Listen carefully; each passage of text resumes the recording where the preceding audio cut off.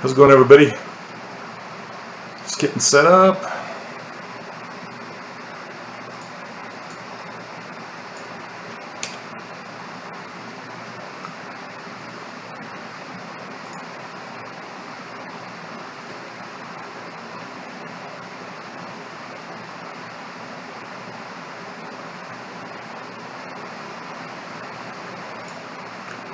Okay, just making it so I can see my chat here. Can everybody hear me okay? Is the microphone working?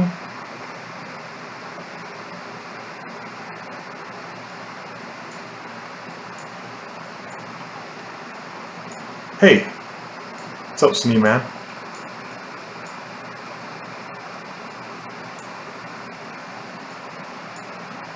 Is this microphone working? Oh, you are? Okay. Is the sound... Okay. Does it sound bad? Because I don't know if it's using this microphone. I'm kind of running a little late today.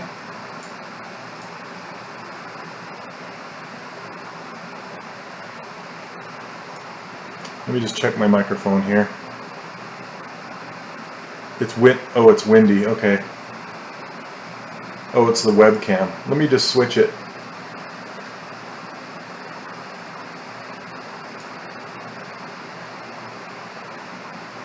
Hold on one sec. Okay, hold on. It's my webcam. Hold on.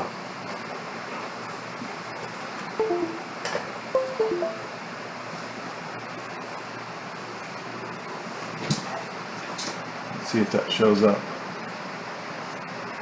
There we go. Okay. How's that? Is that better? Should be set to my good microphone now. One sec.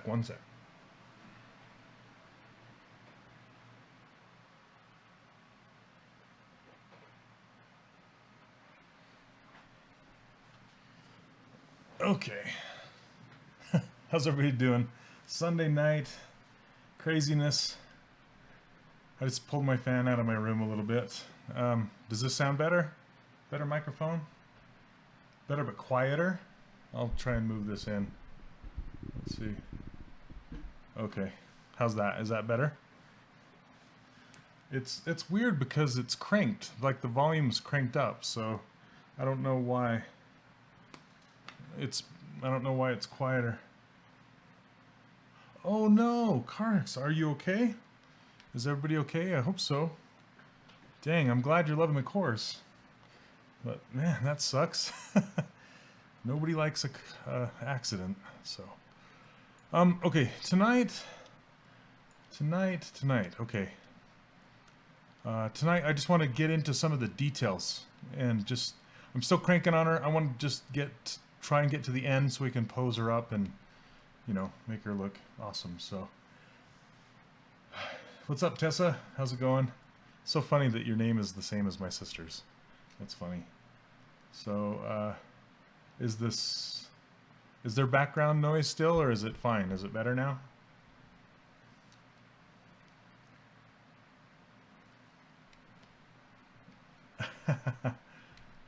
Hey, Germany. What's up? So, yeah, okay, so the 4R8 stuff is coming Tuesday, the 13th. We're going to be doing giveaways, and it's going to be crazy. I cannot wait. I can't wait. So, it's going to be awesome. Yeah, way better. This is my real microphone instead of my webcam microphone. It should be a big difference. I was gonna pop this on for a minute and use my Sennheiser microphone, but then I'd be, you know, goobing out. I don't want to do that. Yes. Tessa. Okay. I've only actually heard... I've heard very few people with the name Tessa. Like my wife's niece, her name's Tessa, and then my sister. And that's before you. That's pretty much it. So...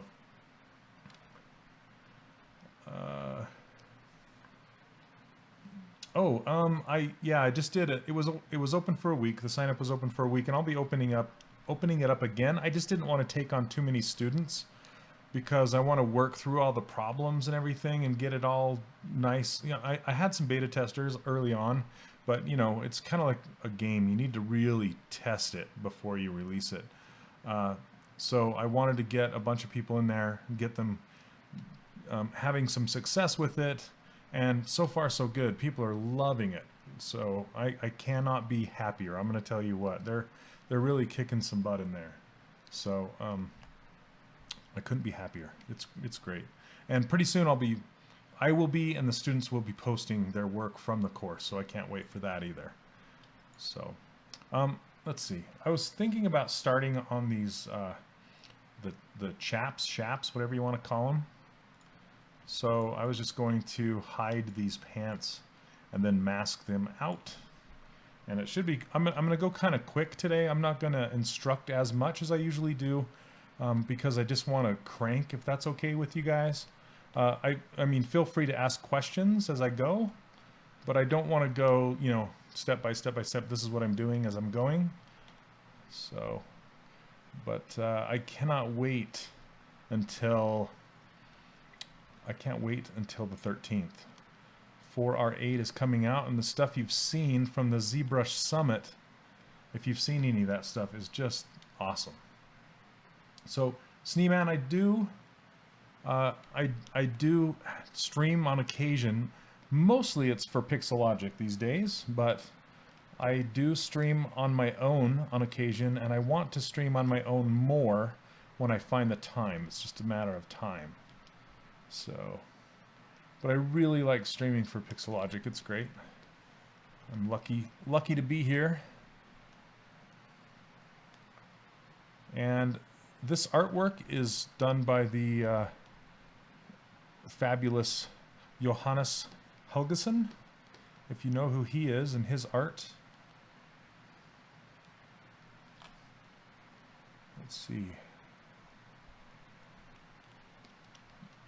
I'm only going to make one side and then mirror it. So I think I'm going to go ahead and duplicate this and hide half of it by turning off symmetry. Oops, not masking. Let's see.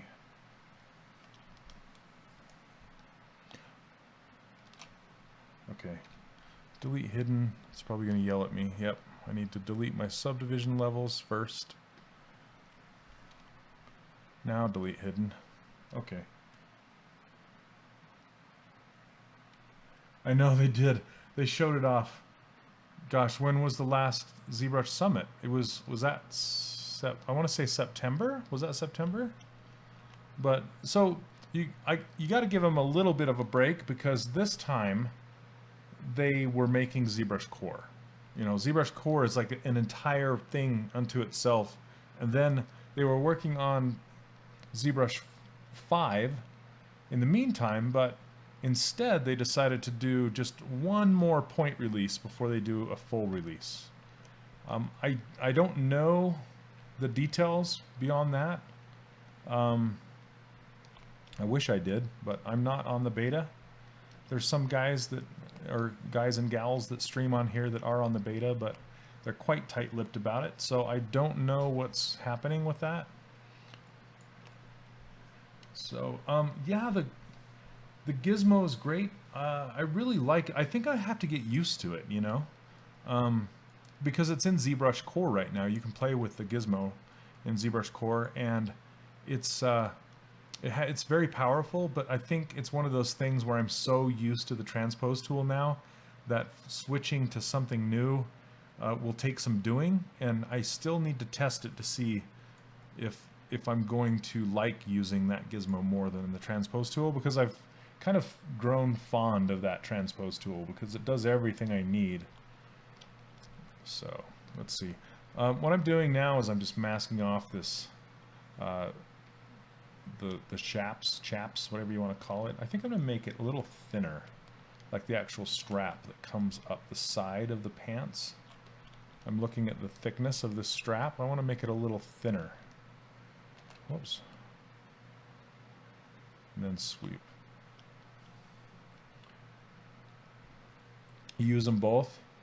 Yeah, when I was streaming talking about Core the other day, I was trying it out a lot, and I like it, and I was using both, but I think my comfort level is just right now is at the Transpose tool. So we'll see how that goes.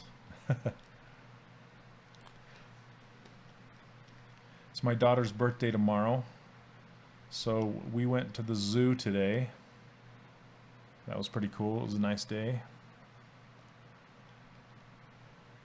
I want these to be mirrored. Let's see, it's kind of hard because I want this to go straight down as much as possible, and it's starting to go too far around the back. So I think I am going to widen it back out so I can see it more from the front. Hey Jace, what's up, man? Yeah, they Pixelogic sent me this hat. You know, they sent me kind of this nice swag bag full of goodies. This was in there. Yeah, she's my daughter's my baby. She's turning double digits tomorrow. She's turning 10. So yes. Okay, so on this one, I'm going to use edge loop mask border. That is under edge loop. And what that does is it puts an edge loop. Oh, it's saying I still have it partially hidden. Let's make sure it's hidden.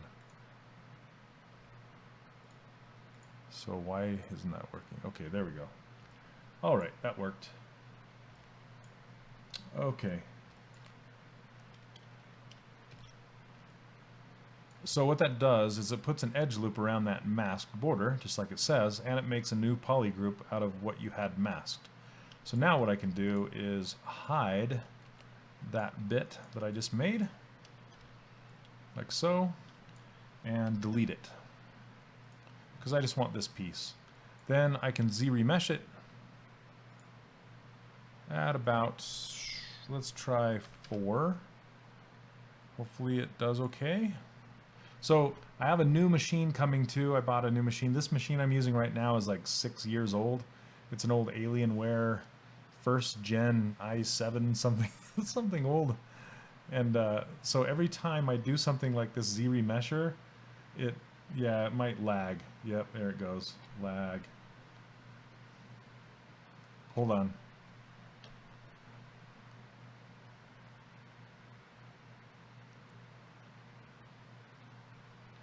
Almost there, halfway done. So I decided that I'm just going to go, every time I buy a new machine, I kind of go crazy. I try to buy as close to the top of the line as I can get without breaking my budget, you know, without going bankrupt, I guess. So I'm getting as big of a machine as I can get without going bankrupt. And here's the result of the Z-remesh. I'm actually going for a, I'm going to get an AMD, I think it's AMD 1800.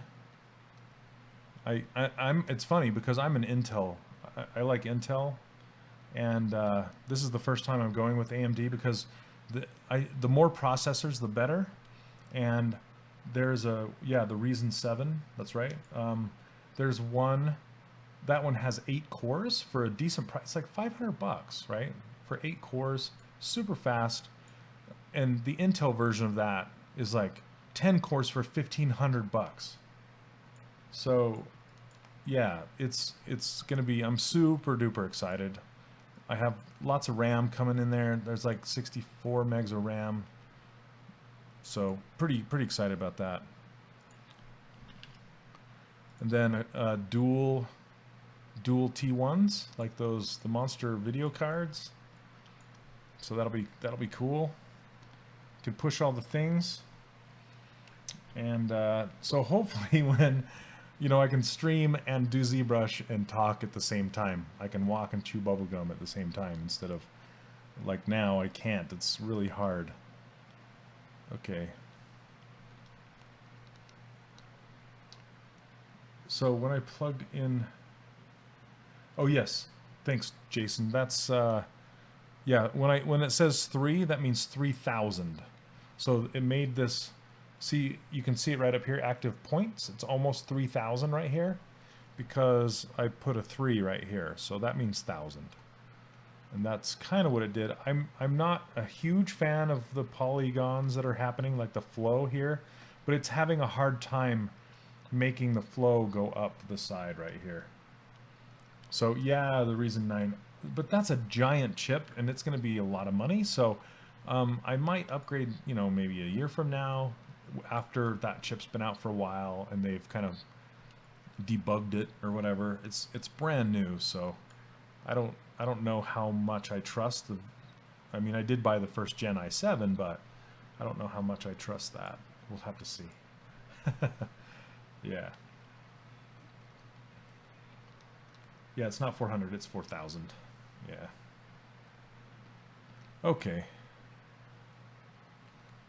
So now you can see the kind of the chaps sitting in there. Chaps. I don't even know how to say it, but I'm going to say chaps.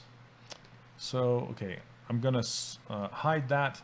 And it goes in the boot, so I'm going to delete some of these edges that I don't need right in here. There we go. So here's a trick. If you select this select lasso right here, and you hold down Control plus Shift and you click on an edge, it will delete that poly loop, right? And then when I get it to there, I can do an auto group.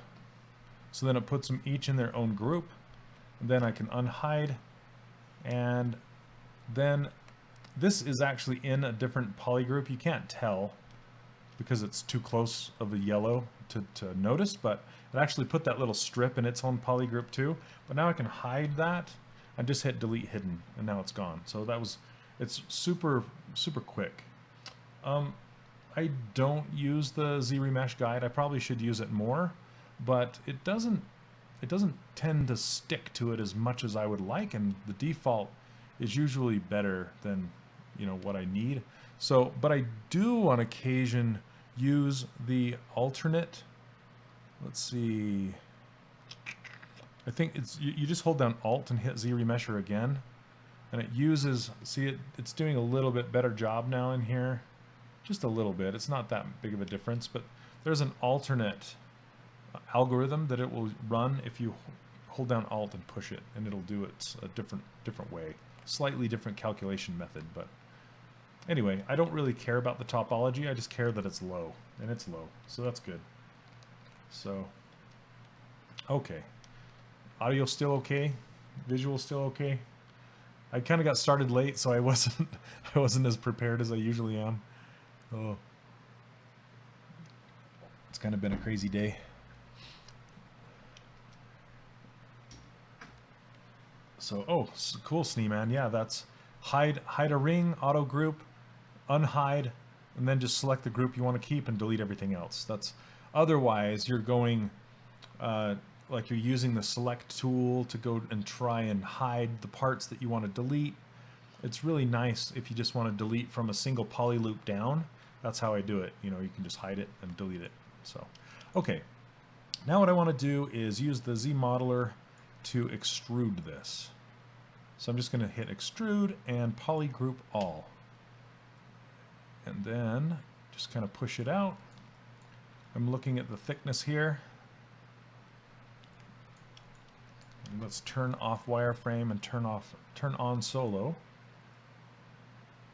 There we go. It's looking pretty good. Now I have the colors reverse. So the chaps are actually maroon. So let's fill those with maroon, and the pants are like a dark brown, or this brown. I kind of want to go a little darker. Oops. Come on, pants, get selected. Clear the mask. There we go. So that's kind of what they look like. Pretty good. And then I'll move the belt to cover the outside of them. And sometimes I like to go thick to thin on my edges. I'm really horrible at doing this. Because once you extrude something, it's kind of the same thickness all the way around. And it takes a little effort to go in there and actually make it thick to thin. Like this collar, for example, it should be thin to thick right here. And then you just kind of look for different ways, like thick here, going to thin. It usually goes to thin as the cloth goes to the outer edge. It gives a nice look.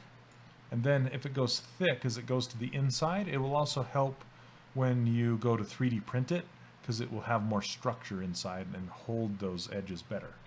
So that's why I like to go thick to thin, or thin to thick, whichever way you want to go. And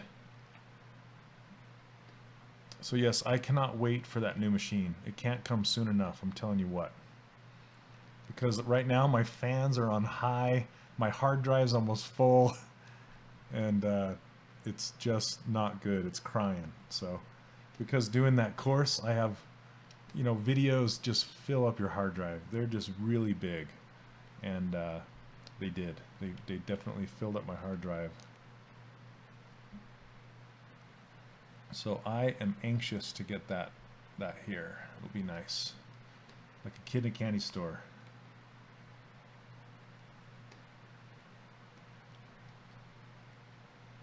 Okay, I like how this breaks right here, and it's breaking the silhouette.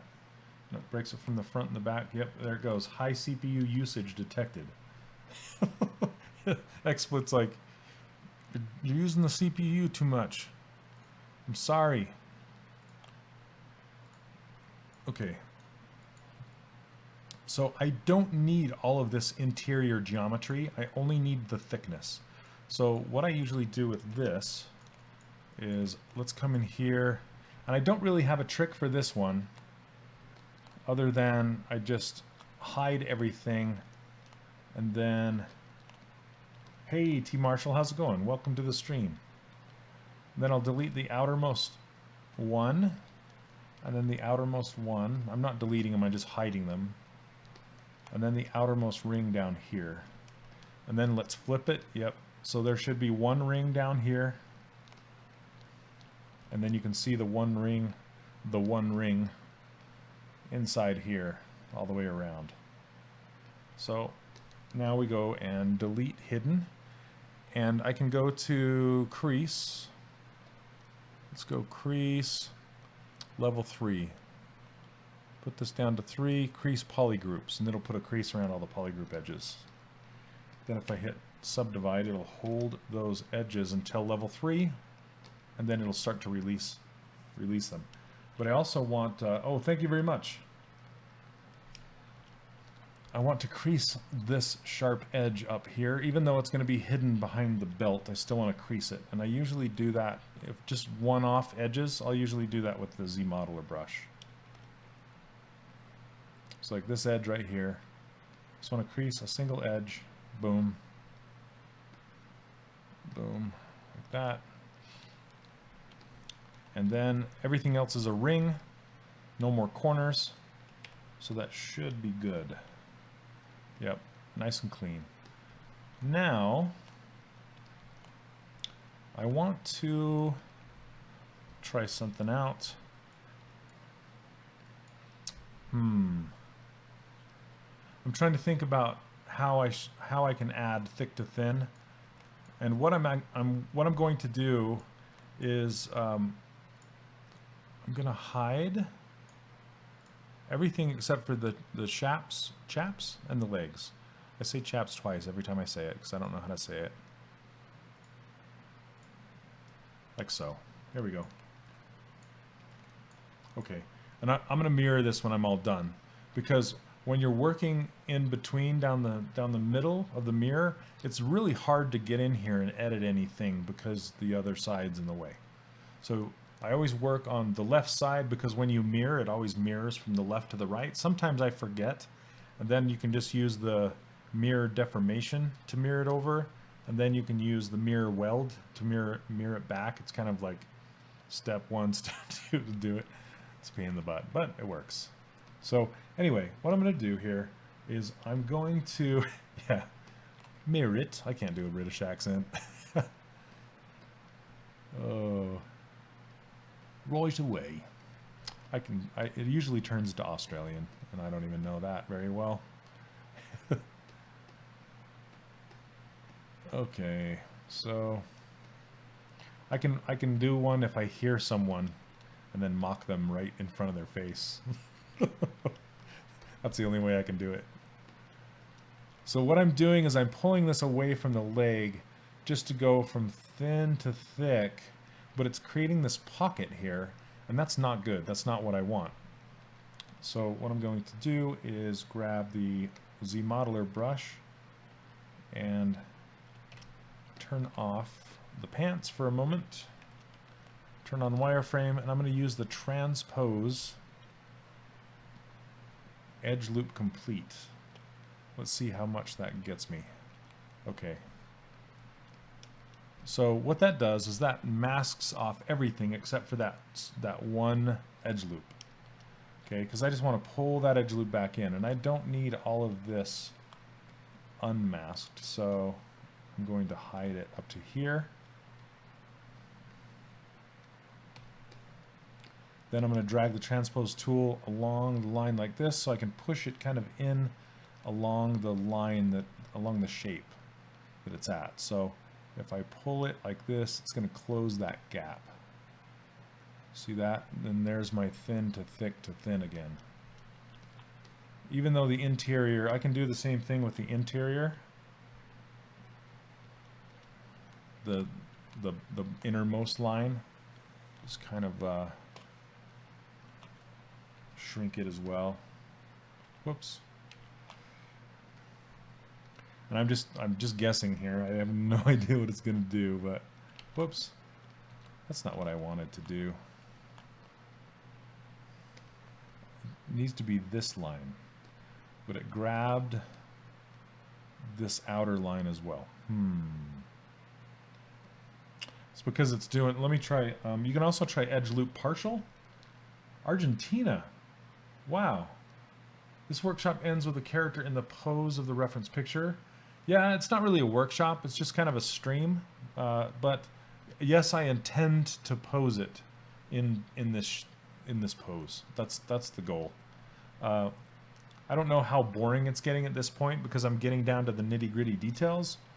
So I don't know how much longer I will stream all these little details, but I'll definitely stream it when I go to pose it. So I just don't know what that's going to be. And I think next week I'll probably stream myself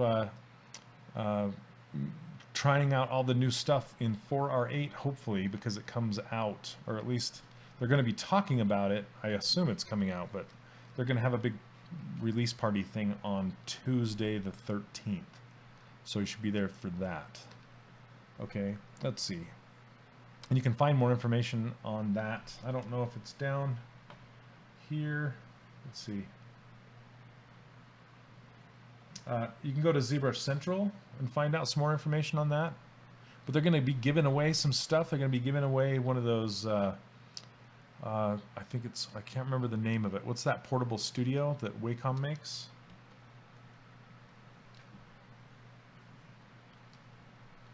Oh yeah, it's, so I think, hey, what's up, Blands? I don't know. I'm only assuming. I don't know if they're actually releasing it on Tuesday, but they're yeah, Mobile Studio. Thanks, Jason. They're talking about it at least, so we'll get way more info, and I'm sure they'll have a release date. So anyway, so you can do edge loop complete and edge loop partial, and partial usually stops at 90-degree angles and at poles. So I'm going to try this one more time, and it looks like it didn't stop because it just kept going here. So I'm going to do something else. I'm going to hide everything that's not that line. Let's hide this. Kind of a pain. There we go. Now this bottom is not matched off. There's ways around it, but sometimes it just takes longer to do. There we go. And I'm gabbing again. I said I wasn't going to be talking a bunch, but I am. There we go. Eventually you get there. There. All that for that. Ta-da! Okay. No more gap. So let's see. Can you do edge rings? What do you mean? What do you mean? Can you do edge rings? By that question. Like, can I mask them? Can I move them? What do you mean? What do you want to do to them? I had to get my coffee. Okay, so I'm pretty happy with this. I'm going to mirror it across. Mirror and weld. There we go. Nice and clean, nice and smooth. There's a little bit of undulation in the surface right here because of the poles. See all these poles and the stretch geometry? So you'll actually see that when I hit dynamic subdivision. If you look close, it might be hard to see. So instead of edge loop complete, use edge rings. Oh, are you talking about when you use the transpose? Yeah, let's try it. I'm just going to do it here. Yeah, there's so many different ways to select stuff. So you can do transpose, and then you can do poly loop. Is that what you're talking about? And you can go in like, so if you look close, there's a little orange line. See that little orange line? If I shrink this, see that? That signifies the direction of the poly loop. And if I click it, now it masks everything except for the 2 lines. So it's actually 2 lines. So is that kind of what you're talking about? Kind of a poly loop? There's so many different selection methods in that ZModeler. I have not explored them all. I'm going to tell you that right now. So, Existential, how's it going? Oh, thanks, T. Marshall. Yes, yes. There's so many different ways. Oh, my nose is itching again. There's so many different ways to do this stuff that, you know, it's just kind of like, I just kind of muscle it and figure out a way until I get it there. And there's usually either this way or that way, you know, and I know there's easier ways to do this stuff, and it's just a matter of finding it. And that ZModeler brush, I feel like I only know like maybe 25% of all the stuff you can do in here. And that's probably maybe even 10%. I don't know. I know enough to get by, and I know enough, you know, I want to extrude things, and I want to, you know, pretty much crease, extrude, and cut, you know, like insert edges. Oh, you found an app? Oh, wow. So, Jason, that's every single poly modeler on the planet. When you're trying to learn ZBrush, all you want to do is go back to the program you know. That's everybody that is a poly modeler. It doesn't matter if you're, you know, a Maya user, Max user, whatever. You want to go back there because it's what you know and it's the easiest. So just push through it, you know, keep the willpower, and you'll be happy that you did. Because ZModeler, it just does things completely different, and you think at the time it's completely strange how it does it, but it's so convenient just to be right here that you just need to embrace it, you know? Yeah, you'll never want to go back because it's so fast, especially with that Q mesh, where it automatically welds it and snaps it and cuts holes, and I mean, you just like boom, just crank through stuff. Once you know how to use it, it's, yeah, you get leveled up in your box modeling, that's for sure. So okay, let's I'm gonna hide the sword and all this stuff and the ruler. Okay, so I'm probably gonna hit the CPU again. It's gonna whine at me. I'm just gonna build, now that I have those chaps in place, I'm gonna build these knee pads really quick, and they're gonna go really quick because all I'm gonna do is add some spheres. Just insert some spheres. And I want them to be this color. Boonk.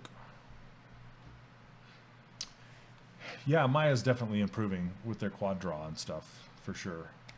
But, you know, I'm kind of a silo guy. I used silo for a long time. I don't know if any of you guys here are silo people. But Silo is just a really simple modeler, just a box modeler. It doesn't do much else, just a box modeler. But it did mirroring very, very well, and it did it for the longest time. It did it the best. And so I was a Silo modeler for a long time. Yeah, Silo, it's on Steam now and everything. But they just stopped developing it. They just, I don't know, they just hung up their hats, you know, just, we're done. We're going to go on to something else. They made like a photography app for your phone or something. They're just like, okay, we're getting out of software development and we're gonna make a photo organizer program. Like, what, you guys? You're killing me. Yeah, Nikon owns it. Well, I'm sure they go where the money is, right? That's the thing that's making the money, so that's where they're gonna go. I don't blame them, but they kind of left me hanging, those Silo guys. But because they made a beautiful, beautiful modeling program in its time, and yeah, it was solid. I made so many characters with that thing, so many. But now I'm a ZModeler guy. I like it a lot, and I'm getting more used to it every day. There are certain things I need to learn, like I just simply want to cut from a point to a point. I want to cut a line, and I don't know how to do that yet. So if any of you guys know, I don't know if you can explain it in the text, but just simple things like that I don't quite understand yet. Different ways of doing things. So there's they're kind of snuck down in there. Oh, it crashed like crazy. Oh yeah, for Houdini. I mean, there's Cinema 4D, there's Blender, there's all these box modeling programs out there. I mean, pick your poison, you know. But I have to hand it to Pixelogic. One day they just decided, you know what? It's time we add a box modeler to ZBrush. How are we going to do it? And they did it, and they killed it. So that's my opinion. It's awesome.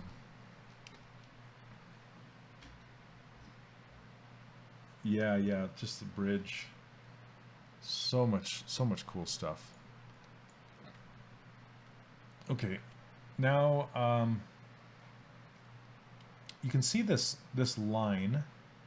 It's hard to see. Let's zoom in here. Okay, see this kind of band right here, and then there's a line separating the two pieces. I usually just cut that in by hand, or I use panel loops to separate it. Panel loops are nice because then it's super crisp. The line is super clean, super crisp, and you can't really go wrong with it. But it's kind of hard to edit after the fact a little bit because you're kind of committed at that point. So the cutting in the lines by hand, you can always go back, smooth it out, and cut them in again. So that's why I typically do it. I just cut them in by hand. So I'm just going to do that really quick. But I want to edit this knee pad inside the boot just because it's bugging me. Okay. Can I show? Let's see. I have a friend who's a fan of your work.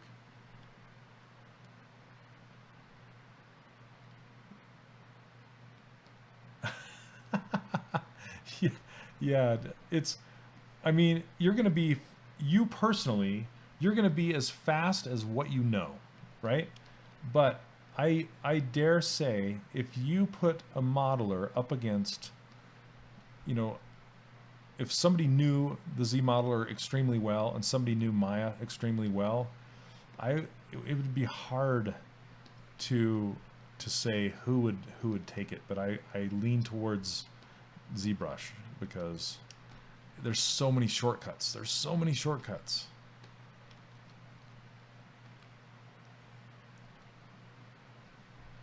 Okay. But I still love Maya. It does a ton of stuff really well. So this is SO Carve. All this is, it's kind of like if you ever use orb cracks, it's kind of like that brush. But if you ever use orb cracks, if you go around a corner really tight, you will see some striations, like it'll go, and then you have to go back and smooth them out. So I kind of went in there, dug around in that brush, and figured out how to smooth those out while still maintaining that U-shaped channel. See that channel? So when, and I like to turn back face mask on for this, but I will just cut a line. Let's see, I gotta make sure my spotlight projection is turned off. Okay. And this is not high enough resolution. So you gotta have a high resolution. I'm going to split off these knee pads before I do that, though. Into a different subtool. Come on.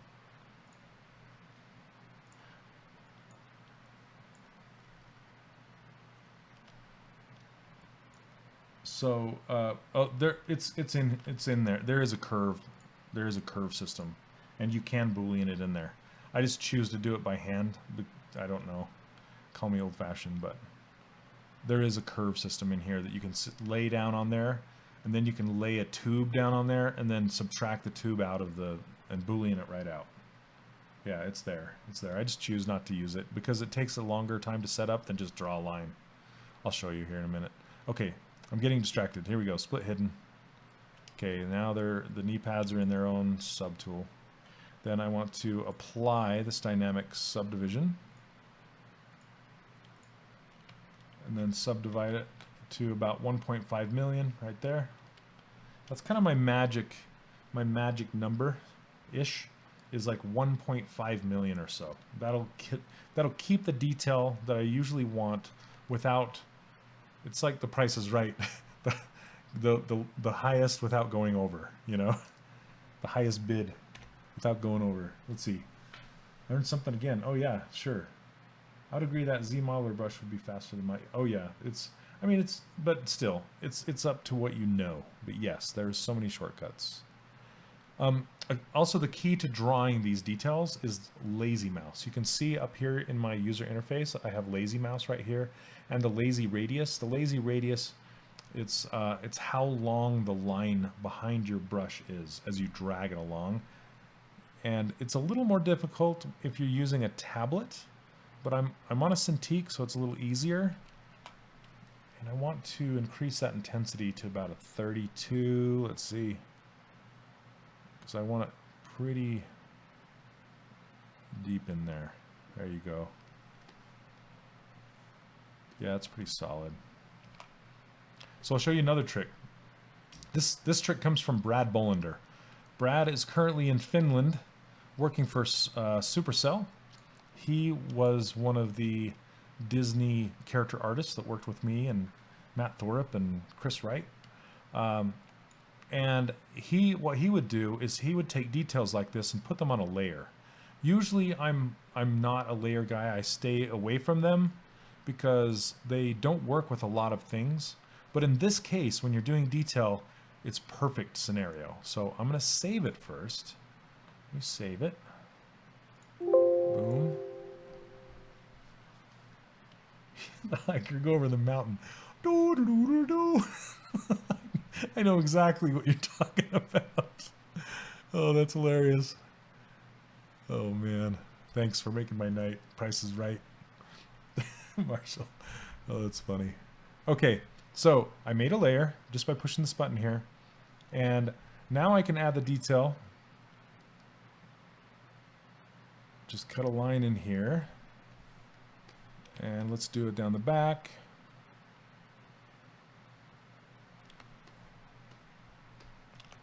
And then, actually, I'm going to, the line stops at this. So I'm doing it in the wrong order, okay?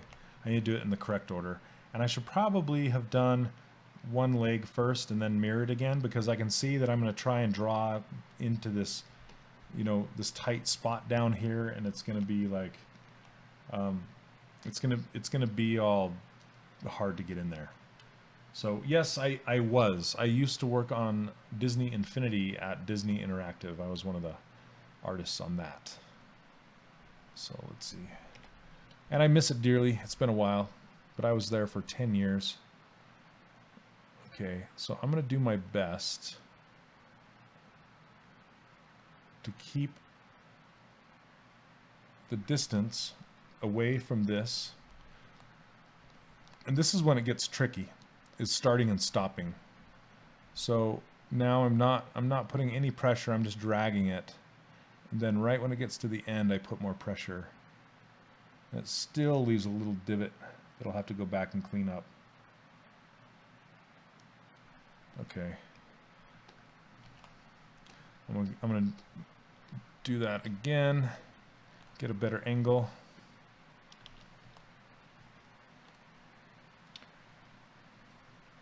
Let's see.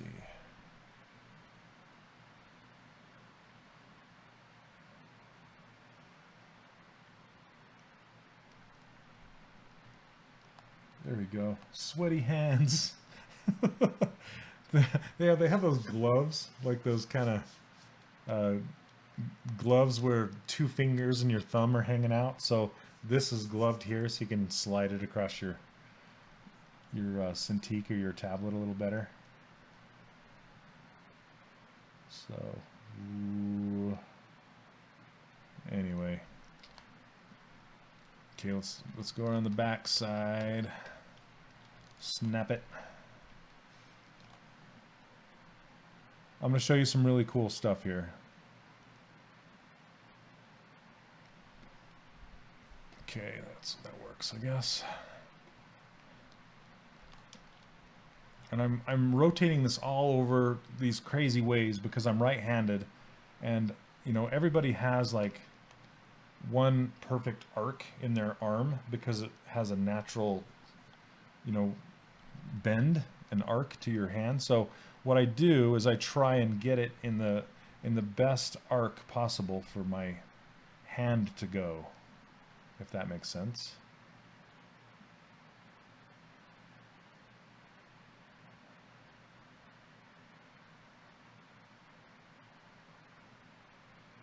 I'm just totally guessing here. Let's see, you pose the model in Dynamesh? No. Never pose a Dynamesh model. I should put that like on a bumper sticker on a car. Never pose a Dynamesh model. So, let's see. It's actually not bad. It's fine. Kind of like it. Okay. So yes, Z-remesh it. Always have a subdivided model when you go to pose it. That's how the Transpose master likes it. Because if you try and pose a Dynameshed model, you'll end up with a lumpy mess. It's just not, it's not fun. So this is what I'm talking about. It's like, it's a bad news bears in there. So I'm going to turn off symmetry and I'm just going to hide this side. Whoop, let's go like this. So we've got a box. Okay. Look how far I'm off.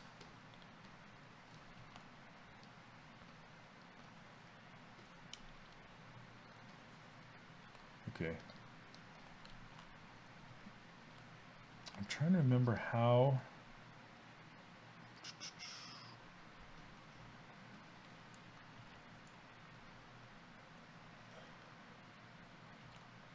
Why aren't my...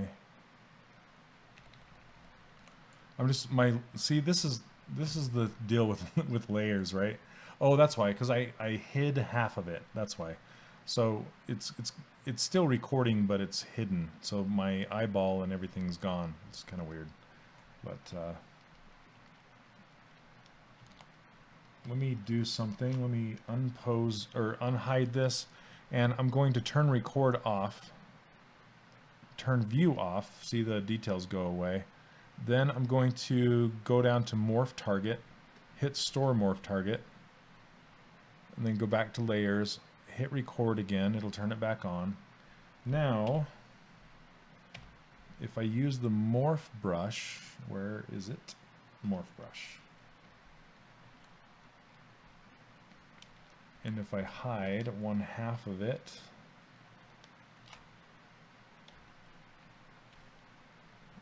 that's right. Okay. Look at this. This is magical. Ready? I'm going to magically erase this line with the morph brush because I stored a morph target of the layer before I had detail on it. Now I can just go back through here and just erase it. Is that cool? Dun dun dun. And then I'm going to erase this up to about here. Sweet. And then I should have noted my brush size. Yeah, ZBrush Jam right there. How did you do that? I feel like in the circle. Oh, high CPU. Sorry. Hopefully it doesn't lag. New machine coming. Okay. Now I have a target down here that I can kind of take it to.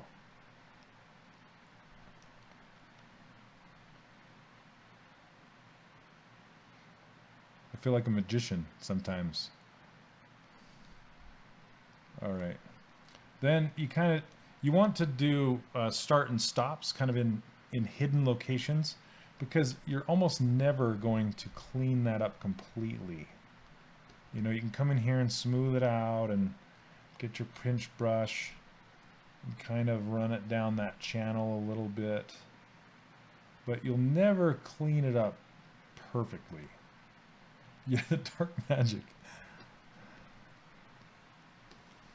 Okay, so we have that.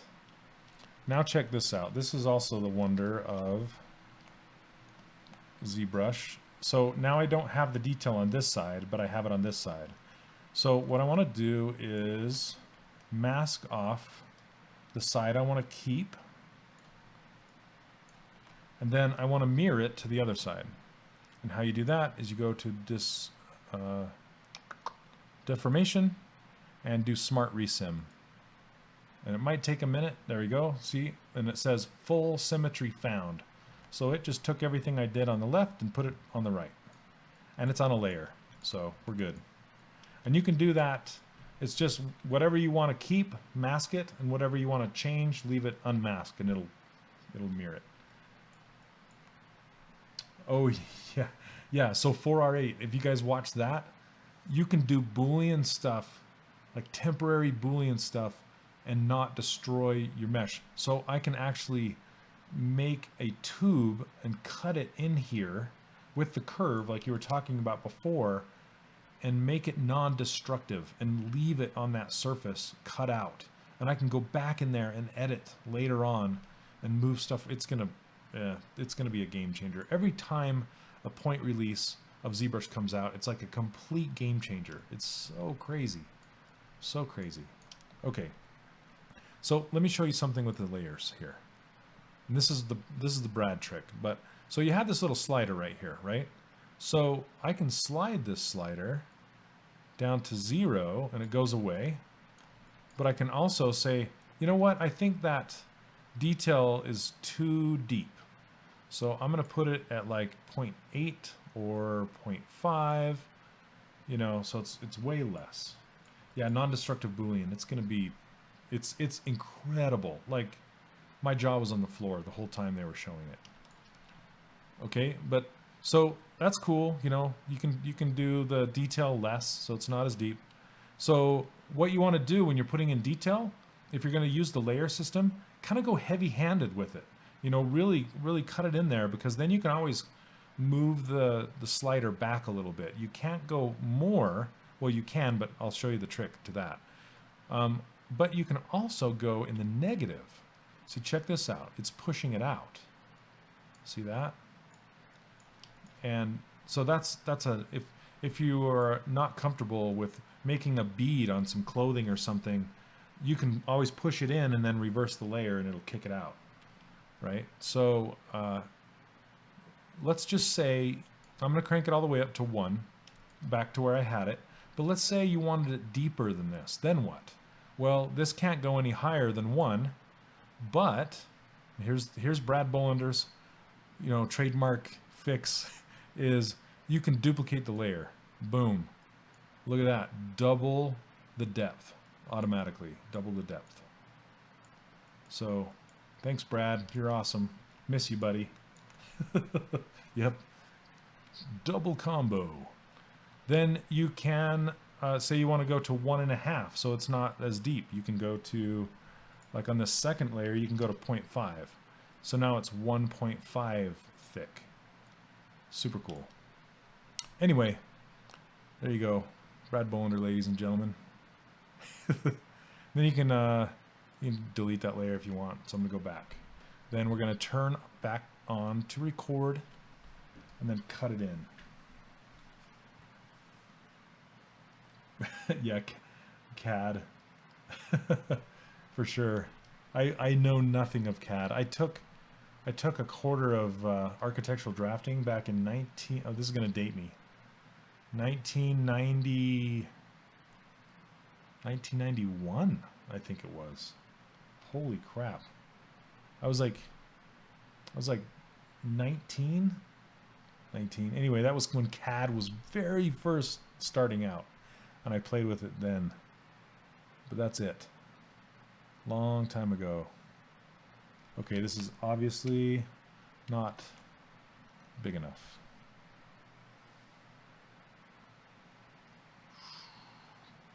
All right. There's the vertical line. And you want to make these usually bigger than the concept, because they'll stand out more in the game and they'll stand out more in the 3D print. 1997. Oh, you know what I should do? I should turn on symmetry, so I don't have to do the symmetry thing again.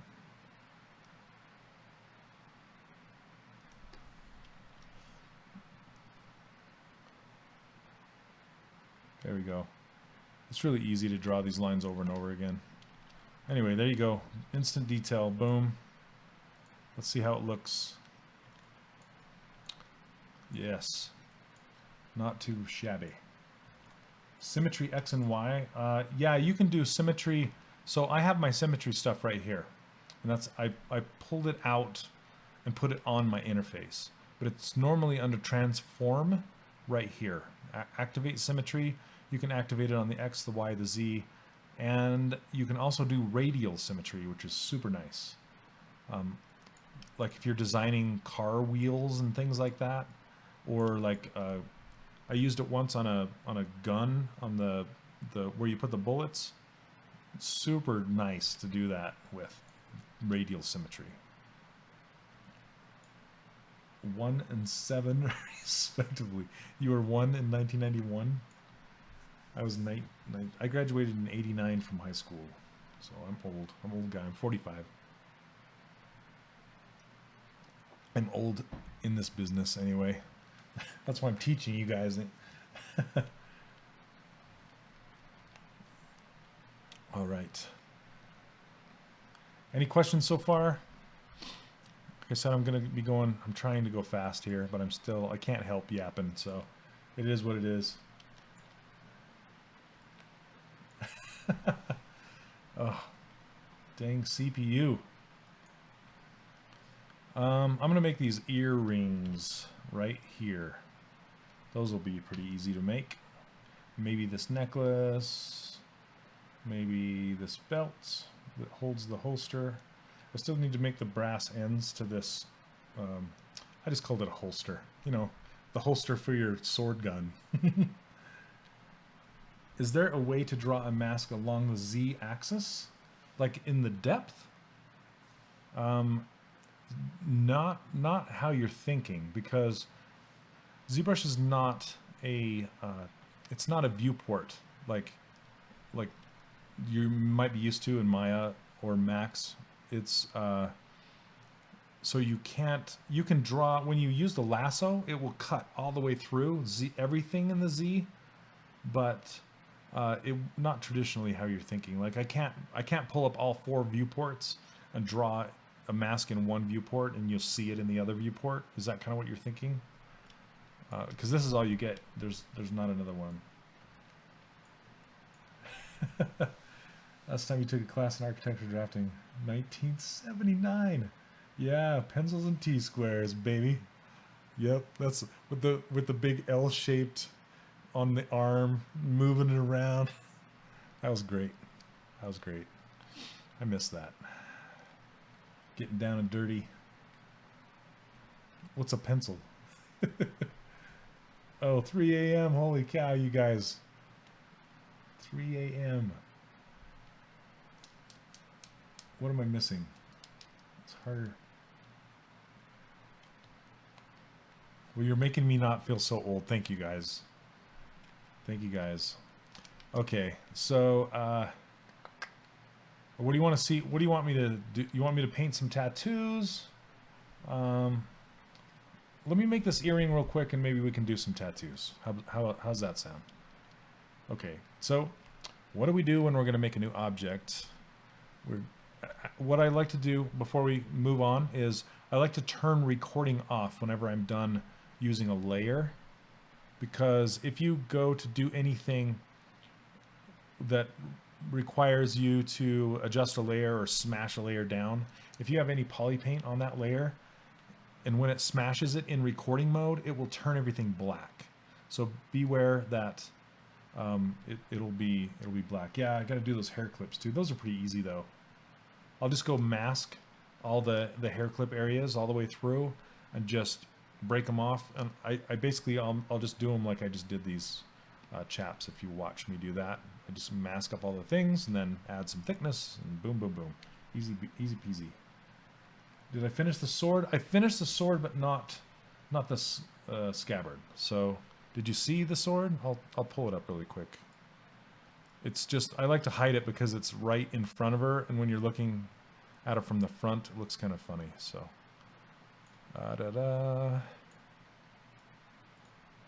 it's right here. So that's what it turned out looking like. Pretty cool. It'll be fun. I would love to take this into Substance or Marmoset or something like that and really work on the texture detail and the gloss and the sheen and all that kind of stuff, or Keyshot, you know, something like that. Yes, I will pose this. I will pose this. If I have some time during the week, I might push through all these details so you guys don't have to sit and watch me make them all. Because I've kind of shown everything, you know, how I would build the rest of it. So I might, you know, save the octopus to show you guys how to build that thing, but for the most part, I'll just, you know, detail all this out. So hopefully next week, I can't remember if next week is ZBrush Core or not, because I'm going to be teaching not teaching, but showing one stream of ZBrush Core every month. So for the people who have ZBrush Core, I'm going to get into that a little deeper. So,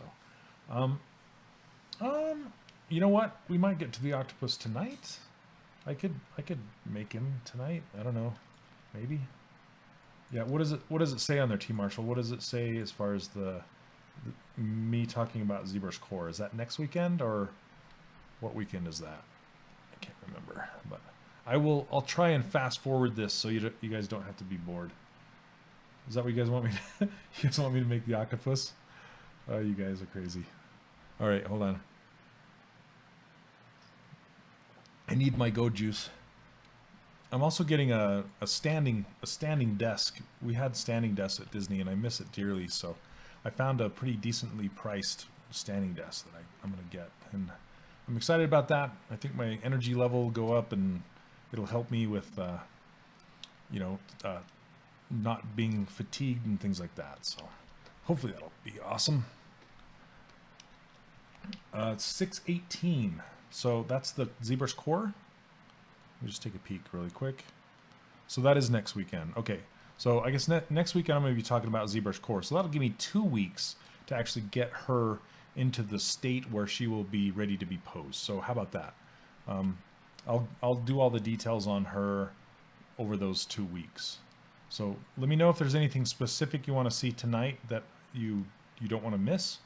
But I think I've covered everything, you know, on previous streams, how I would go through and build everything here. So not really a mystery anymore. What is ZBrush Core? ZBrush Core, that's a great question. ZBrush Core is it's a slim version. It's like it's like ZBrush Lite. You know, it's the essentials that you need to start playing around with ZBrush and getting used to it and getting comfortable with it. It's I think it's a $99 product that you can buy on Pixelogic's website, or you can get a bundle with a Wacom tablet for $200. And I think the information is down below. And that's the name of my stream. Yeah. So, oh, that's the name. That's the name of my stream. What is ZBrush Core? That's funny. But yeah, okay. So for all of you who don't know what ZBrush Core is, now you know. It's a ZBrush Lite. Sculptress on steroids. It's kind of the next step from Sculptress. You go Sculptress and then ZBrush Core and then ZBrush 4R8 hopefully soon. Okay, so here we go. You guys want to see the octopus? Let's do the octopus. That will be a great thing to do. I'm trying to think if I want to start a new tool. Yep, sculpting drugs. You work your way up.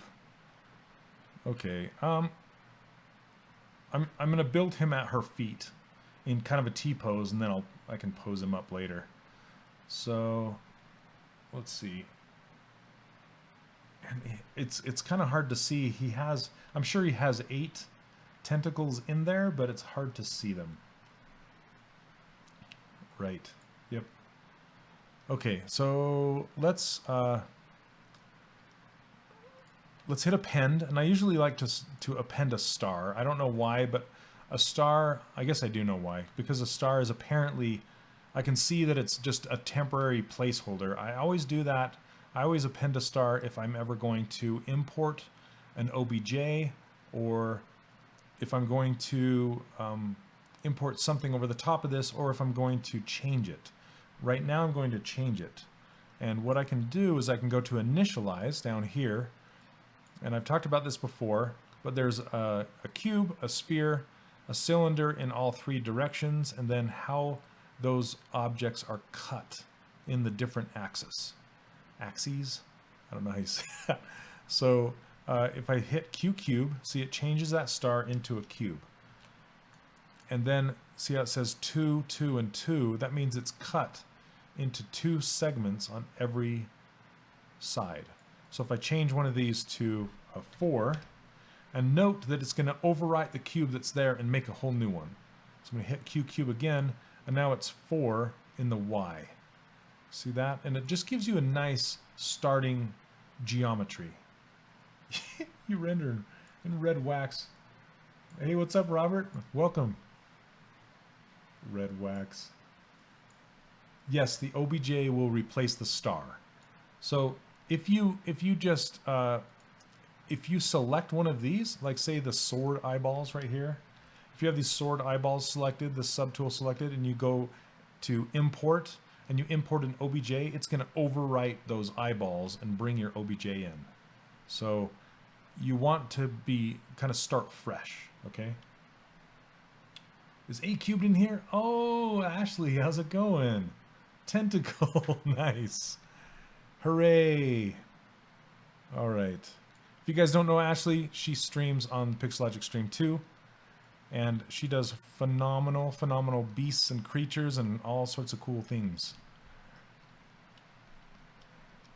So I suggest picking up her stream if you haven't already, which you probably have because she's awesome. Okay. So does that kind of explain the whole octopus?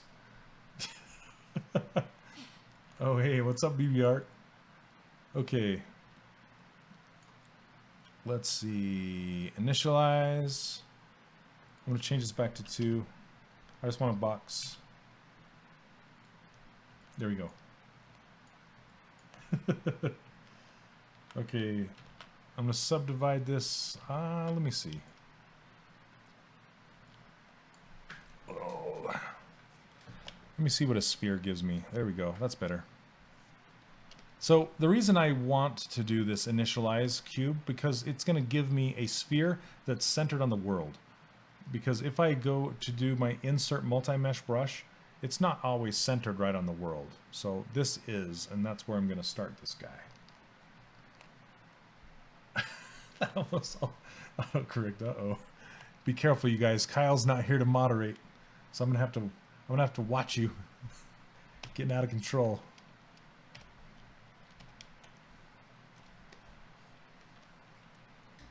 Kyle's probably here and lurking in the shadows. I'm gonna subdivide this down and then get rid of lower subdivision levels. There we go. Oh yeah. Are you excited about that, Ashley? I already know you are. I already know. Why am I even asking? 4.8. Are you on the beta? Can you say? I'm so excited about that. I cannot tell you how excited. Oh, you like that? You have a blue one? Maybe, maybe. I have a green and orange one too from when I went to the ZBrush Summit. And I usually wear that, you know, that, I call it my old man hat. I usually wear my old man hat. But once in a while I wear the ZBrush, sport the ZBrush. So I'm usually wearing a ZBrush shirt. So.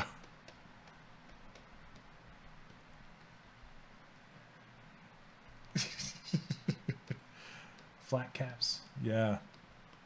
I think I have like 20 of those old man hats. Flat caps.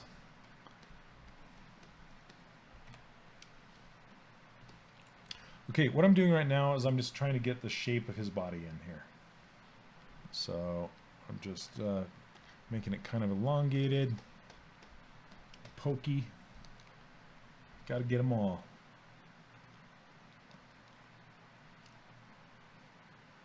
How many polys? Hey, new guy Pablo. The answer, and it's gonna sound, I'm gonna sound like a total jerk, but the answer is it doesn't matter. Honestly, it does not matter in ZBrush. The only time you ever care about polys is when you're doing retop at the very, very end, when you're trying to make a game mesh to get it out. So ZBrush is all about sculpting and high resolution and not caring about polygon count at all. But right now, if you want to, it's like 98 that's been, this is a preview of a subdivision. So I don't know, we're looking like times 98 by 4 times 3, whatever that is. So anyway, that's you're trolling. You're trolling. Can I see your wireframe? Can I see your UVs? Don't do it. Ah, funny. Funny, funny. All right.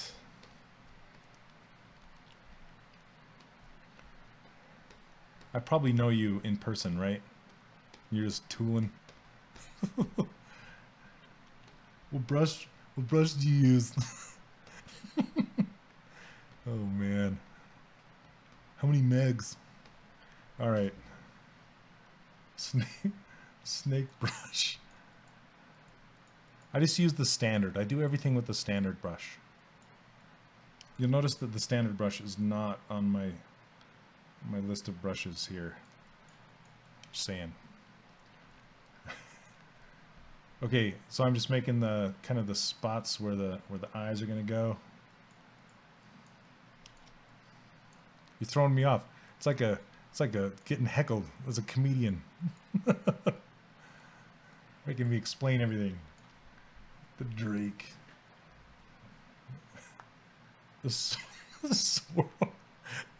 I want a list of most unused brushes.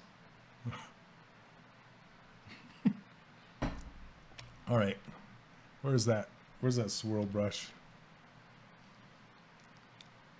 It's not on here. Where is it? Spiral. You're talking about spiral, right? I'm gonna use a spiral brush. That's a good way to make a nose. Look at that. Make it go the other way. Do you ever use that? Wow. That's crazy. I think I might find a use for that. The swirly. Hey, Matthew. What's up, man?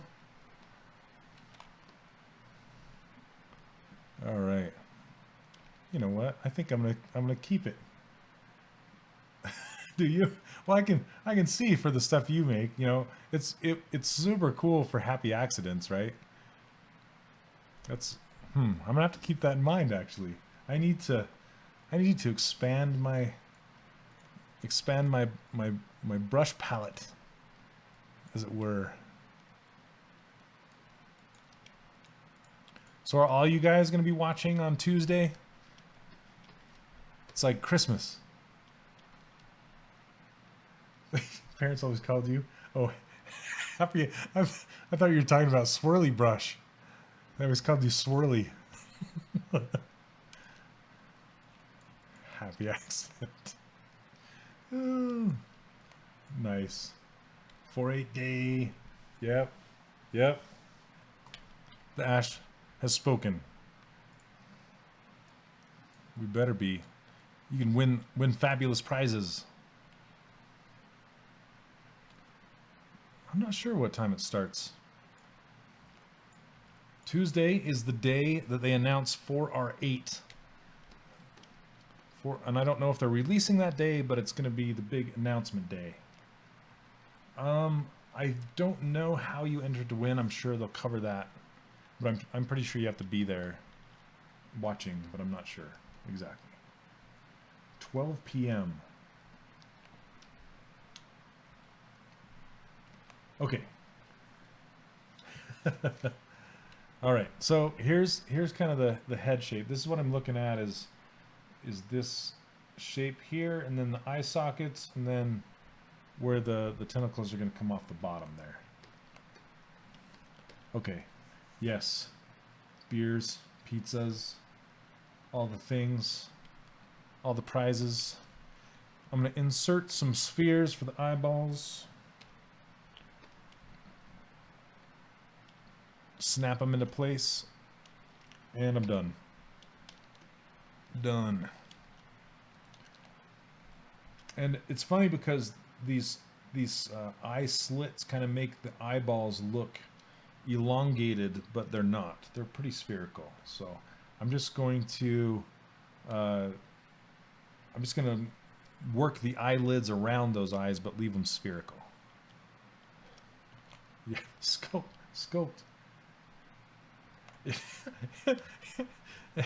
NLT, it really will. You know it will. Yes, it is for a good cause. It's training. It's training, right? We're getting learnt on what all the new stuff is going to be and how awesome it'll be.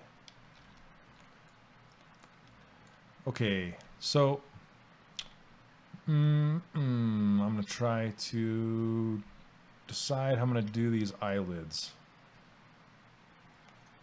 Edumacation. Yeah. You're like, get away. Like, we're going to need you down to the staff room. No. This is important. It's funny, too, because this is E3 week as well. If you're a gamer, this is like the week to find out all the news on the games.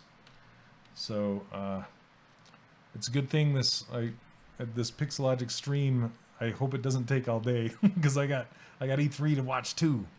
But I'll be tuning in to the Pixelogic stream for sure.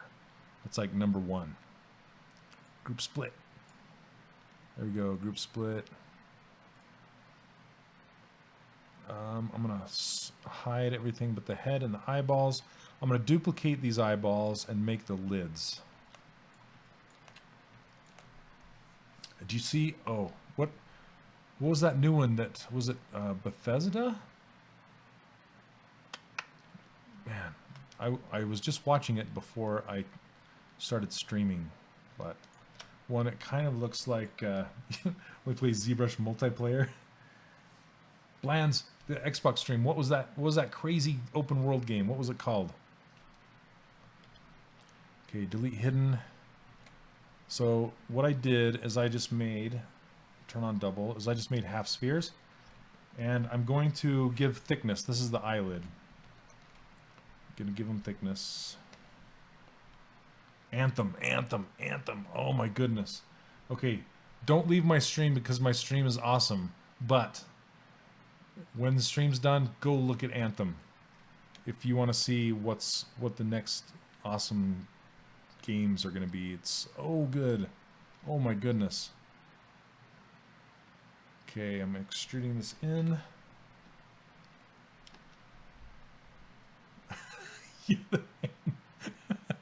You're just like it's it looks so good. It's like Destiny on steroids. We're gonna talk about drugs again on steroids. Okay, I'm gonna crease these edges. Gotta stay on target. Are you taking off already? You're like a unicorn. Just show yourself for a minute and vanish into the night. Thank you very much for dropping by, Ashley. I'm sure I'll see you on your stream some other time. Take care. I'll see you Tuesday. How's that? Tuesday. We're going to win all the prizes. Yep. Okay, let's go creasy crease. Crease. Turn this down to 3. Crease polygroups. There we go, lids. See you later. There we go. We got some eyelids. Then we can duplicate these, and then we have lower eyelids if we rotate them around. If I click here, I can hold down Shift to snap. Now we have lower eyelids.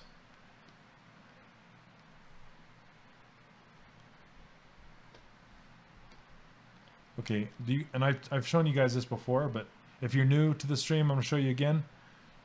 I want to get the point into the center of the mass of the eyeball so I can extrude the eyelids up and out so they are clearing the eyeball. So I want to pop this into the middle of the eye. So I selected the eyeballs, and then if you hit this little white circle in the back, so here, let me put it over here. If I hit the little white circle, it resets the transpose line. It doesn't always aim it the correct way, but at least it puts the dot in the center of the mass of that eyeball, okay? So now, if I change over to the lower eyelid and I hit scale, now I can scale this up. Let me turn on local symmetry right there. I can scale this up and clear the eyeball. Then, yep, hidden gem for sure. Then I'll select the other one and scale it up. I want to scale it up slightly larger than the lower eyelid. So now I have them scaled up properly. Pretty cool. Yeah. And then, so while I still have it there, and it's still in the center of the eyeball, I can rotate these eyelids up and rotate these down. And then I'll probably merge them all together and rotate them all together to be diagonal like this. But yeah, pretty simple. Not too bad. Local symmetry and global symmetry. I will show you what the difference is. Okay, if I turn off local symmetry, if I turn it off and I scale, it scales from the center. So it scales from where the center of the world is, right here. See that? Then if I turn on local symmetry, it scales from the object center. And that works with weld, like mirror weld. It mirrors, it'll mirror it locally versus on the world axis. Or, you know, it'll just beware if it's doing something weird on the axis. There you go. Yeah, it's 0, 0 on the world or the object, for sure. Better way of explaining it. Yeah. Okay. So one more thing about that, and this is huge. Okay, and it's crazy, and I don't know why they did this, but the local symmetry isn't out on your user interface by default, if I'm not mistaken, because it's been a long time, but this, see if you open up transform, look at this. See how both of these icons say L.sim? So one of them is local symmetry and one of them is visible symmetry center. But is it on there now by default? Okay. So make sure the one that is out on your user interface is local symmetry and not visible symmetry center. So just, that's a little gotcha there, you know? It's like, why did they make them the same icon? Okay. Center pivot isn't out there. Oh, okay. Yeah. Like this. Gotcha. Okay. So it's been a long time since I've used the default interface. Okay. So now I want to, it didn't used to be. Okay. Yeah. Visible symmetry center. It's just, I think it gives you the other dot on the other side, but I'm not sure. I don't even know. It's just on by default. Maybe somebody can chime in and say what that button does. So I'm going to merge all these together because I want to move them all together. So I'm going to merge this down, merge this down. None of them have subdivision levels, so I'm safe there. Now I can, and this, my transpose tool is still centered in the eyeball. So now I can rotate these like this and go from the front and rotate them like this. And there are some octopus eyes.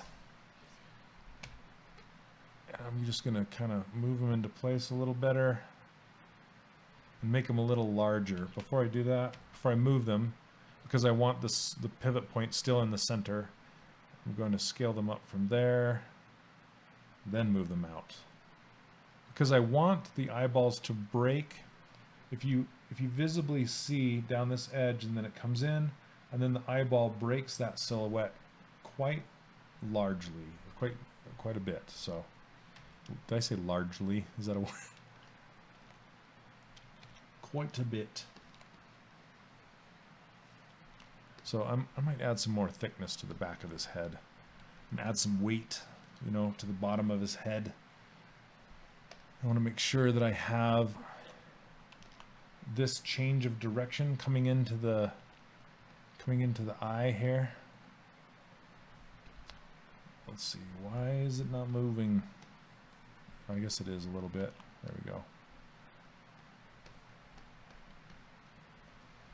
And sometimes you can do different things with the symmetry, or sorry, you can do different things with different brushes that you don't normally expect. Like I'm using inflate, but I'm using the reverse inflate because I want to push this area in on this head. So I'm going to actually, I want some more geometry. So I'm going to subdivide it once, Control D, and then get rid of that lower subdivision level. So now I have more geometry. Okay, not too much more. See, that's how much I have. I think I might go up one more level. There we go. That's good. So this is a way to get more geometry without Z remeshing. You can just subdivide it and then get rid of the lower subdivision level. So let's see. Oh yeah, this little guy is who I'm building right now.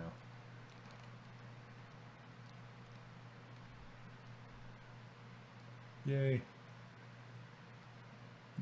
How long did you 7? So yeah, seven streams in 3-hour increments, and I haven't really touched it except for in the stream. So do you guys want to see it? Let me know if you haven't seen it and I'll show you. But now that I have enough geometry, I'm actually using the invert inflate and then inflate to make kind of this eye socket around here. And I'm using the smooth to smooth it back down. How's it going, Grubber? The Grubber. It's a good name. Okay. Like I said, I want to add a little more to this back here. There we go. Whew. And then maybe to this bottom, so we have more of a, it's kind of hidden, you can't really see it, but shirts and hats, yes, there is, Grubber's already taken.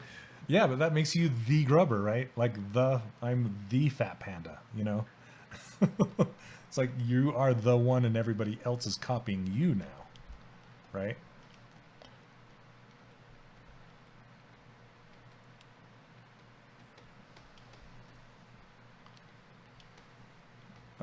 Yes, other swag, there are keychains.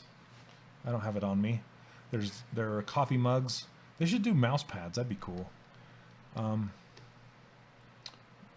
trying to think about, yeah, shirts and hats.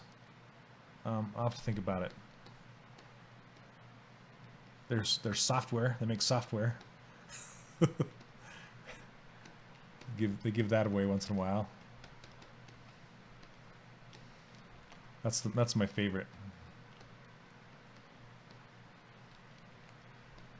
Oh yeah, those little rubber bracelets and the hoodies, right? Thank you. I'm like, what did I get?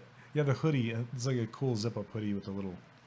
And they do new shirts every ZBrush Summit too. So I have like a black one with gold for one of them, and then an orange one, and then I'm trying to think of what else. There's a couple other. Oh, a blue from last year, a blue one. I think last year's was my favorite. Had a nice nice blended thing on it. It's pretty cool. Hey, Hired Gun, how's it going? Hello, hello. Okay. What do I want to do? I want to... Let's see.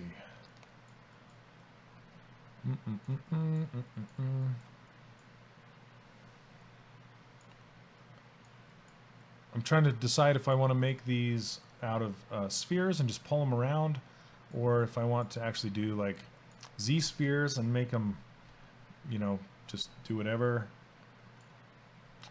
Do you guys ever use Z spheres? You want to see a Z sphere thing, or just want to see me pull around insert meshes? Checking out E3. Thanks. Whatever that means. Let's see. You want to do IMM way? Okay, let's do IMM way. We're going to grab the appendage. T Marshall wins.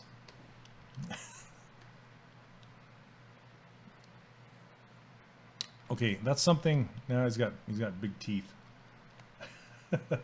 Yeah, Z spheres. Either way, it doesn't really matter.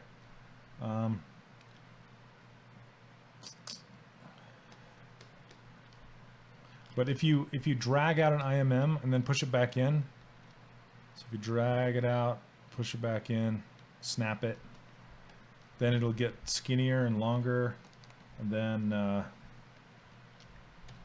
you can rotate it up into place, kind of. I'm gonna make two that come out. Yep, the walrus. It's gonna look funky for a minute. I'm gonna do two out the front, two kind of diagonally out the front sides, and then the same pattern around the back. You know what we could do? Let's do symmetry on 4 axes. Let's see. Let's draw multiple. Oh, come on. That's not what I want. I want Z, not Y. Okay, there we go.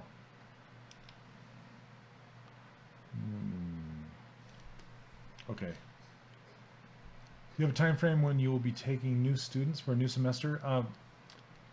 Soon, I hope. I'm just kind of, like I said, I'm just getting stuff ironed out. I'm hoping in the next month or so. So it's not like at the end of the year or anything like that, but and the students I have in there, man, they're doing awesome. Doing so good. So good. I think a few of them are in here right now. I'll let them say whether it sucks or not. But I'm really proud of the work that they've been doing. It's been going better than I thought it would. There's some talented peeps in there. Let's see. I'm just trying to guesstimate how long this thing is. Yeah, I could do radial, huh? Is this 3D sculpt for print? I will probably print it at some time, yes, at some point. Okay. Thank you, Matt. Speaking of awesome, Matt, if you haven't seen his sculpt that he did from the course, he made a Diva fan piece from Overwatch. Diva, it turned out so good. He was one of my beta testers.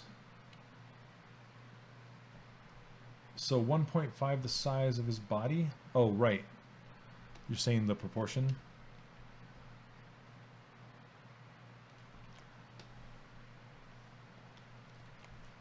Yeah, I'm just kind of eyeballing it into place here.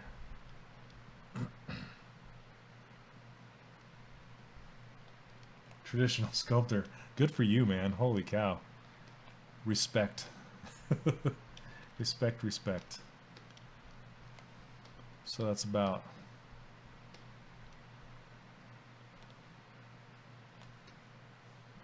one. Yeah, something like that. 1.5.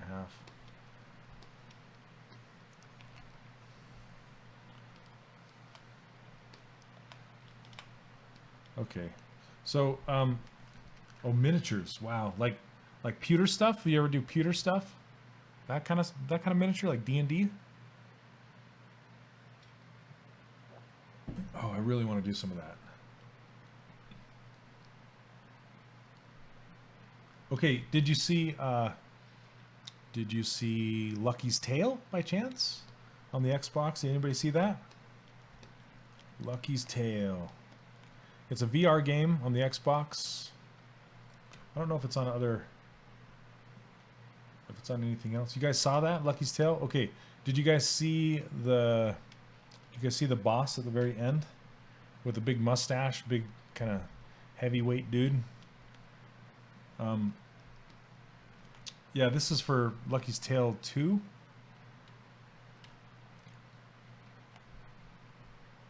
Yeah, rarish. Yeah, for sure. So that I modeled that guy for Playful for Lucky's Tale as a contract work, and it was so fun because my buddy Ian Jacobs, he was one of the another character artists on Disney Infinity. He works at Playful now, and I got some contract work with the help of him, and I've been doing a lot of stuff for them, and I'm doing another character for them right now.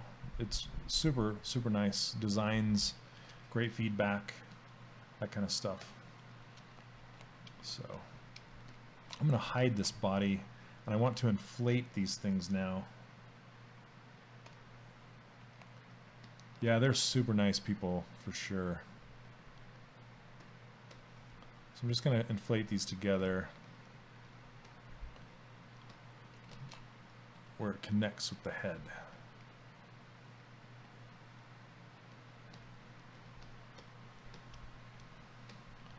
Okay. And he has these, okay, see these little like these little breather hole things off the side of the head? I think I want to get those in there somehow, some way, as a design element. Maybe in between these two pink arms. Like have two in the back and then have the breather hole thing right here. Let's see, and I've made some already. So I'm just gonna separate this out a little bit. I got my topological turned on. Let's see.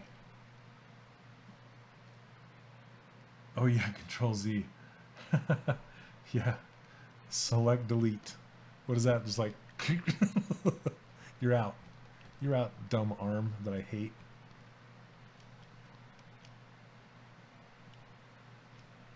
There we go. Make some space for that breather tube. Okay, so I'm going to unhide everything, and I'm going to go find the breather tube that I already made and bring it in. Bring it down to this level. So I think it's on, let me go find it. So I don't have to unhide everything. I have so many subtools. I have 36 subtools for this model so far. Let's see. So that's why it's complaining at me whenever I do anything. It's getting pretty heavy. Gosh dang, I'm gonna have to unhide everything and find it. Okay.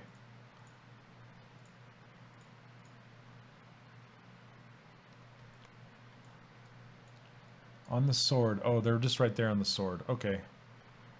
So I'm gonna duplicate that sword. Hide everything else. Let's see.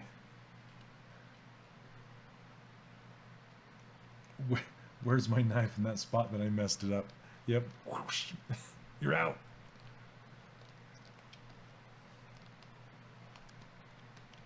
Okay. I'm just gonna hide everything, delete it.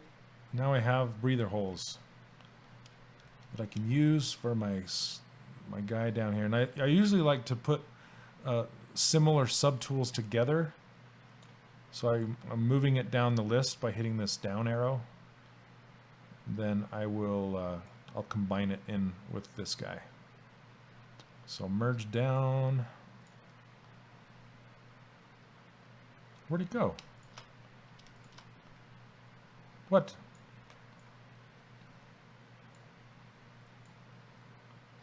Where did it go? I merged it in there and the body just left. Look, it says it's still there. But it's not. Where did it go? Come on. Oh, man. Hold on a second.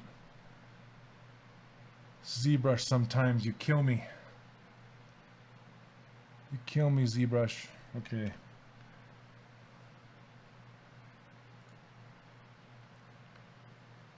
Oh, clear back there.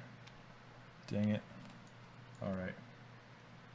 It's the undo curse. Steve is in the house. Yes, ZBrush ate it. Ate it for breakfast. My goodness. Oh. ZBrush.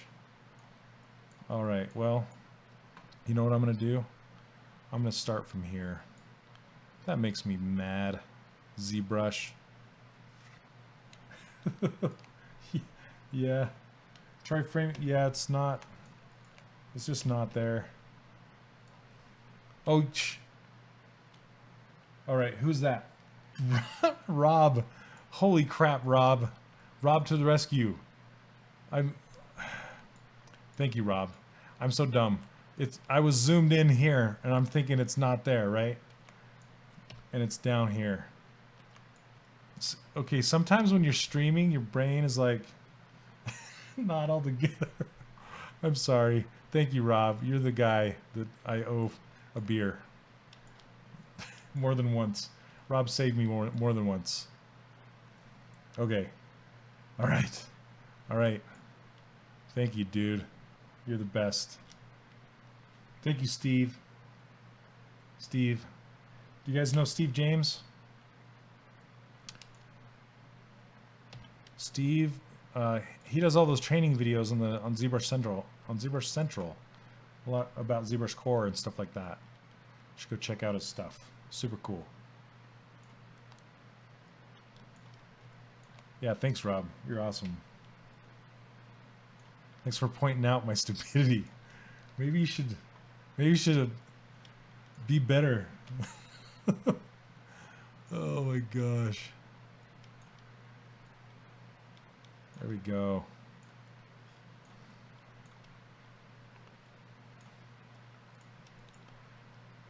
And it's not even 10 o'clock yet.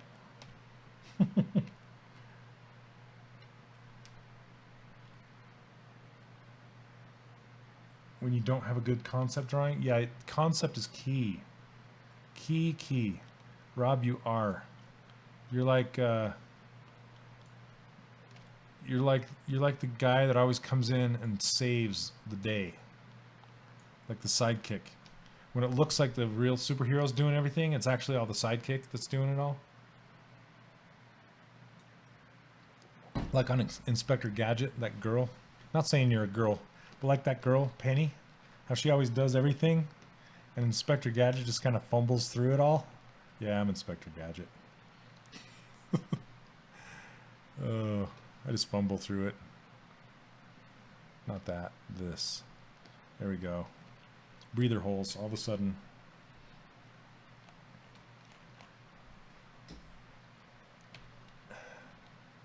All right, let's save this.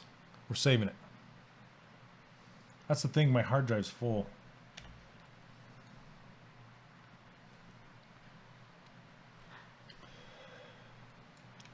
All right, let's make the whole thing maroon.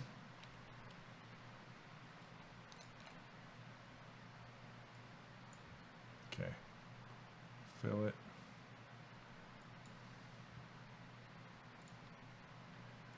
Dr. Claw's cat's name? Oh, yeah, Penny and Brain. Penny.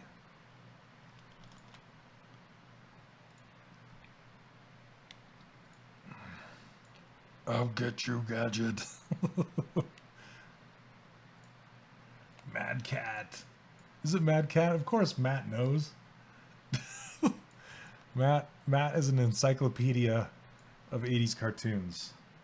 I've met no one that can outwit the Matt when it comes to that. 80s cartoon trivia overlord. Yeah, you know Matt. Uber nerd. It's a good title. Uber nerd. Street Sharks. Yep, I'm gonna let you guys get in on a whole 80s cartoon trivia fest. And Mech Warrior? Maybe. Whoops. I want to turn on this one. I want this one. Got to turn my Z back on so I can mess with all these at the same time. Okay, here's another tip for you guys. When you're moving stuff like hair or tentacles or things like that, you want to either use you can use the move brush, which is fine, but it kind of moves everything on a. You can see how it moves it right there. It kind of moves everything vertical along with the brush. Okay. There's also move elastic and the snake hook curve or snake hook brush. Yeah, go bots. Go bots. Matt's the biggest Transformer fan I know. So I don't know how big of a fan he is of GoBots. Street Shark Boys. Why can't I remember them? I think I remember the Get Along game. G-Force. All right.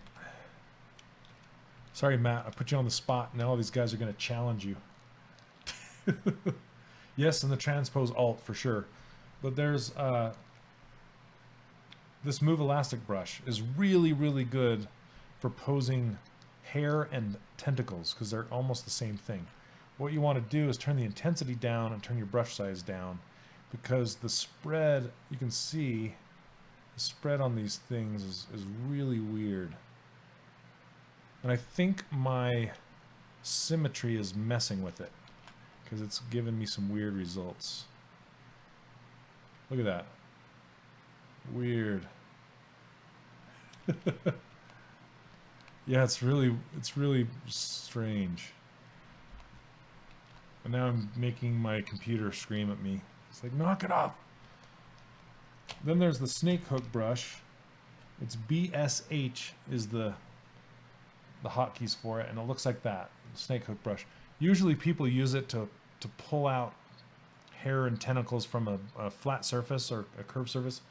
But what's cool with the snake hook brush is if you turn on Topological and you turn down the intensity to like 70 or so, it behaves kind of like the move brush, but a lot more squishy. Make sure you turn RGB off. See how it kind of follows the brush? So it allows you to pose things easier. It's really cool. You guys, now you're going crazy.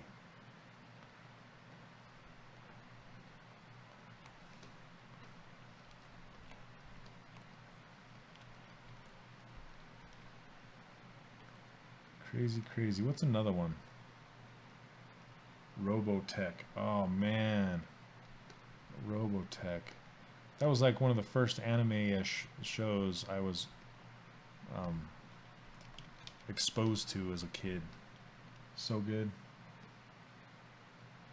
Turn on Topological. So Topological will affect the first object that you touch and not its neighbor. So for example, if I grab this one right here, if I turn Topological off, it will move its neighbor and itself. See that? And if I turn Topological on, it will only move the one that I touch first. So that's what Topological does, yeah. Also, this mask by Polygroup will do something similar. If you crank this all the way up, it will also do the same thing. But the difference is Topological will not work very well on high resolution meshes. So if you want that effect on high resolution meshes, I suggest use the mask by Polygroup.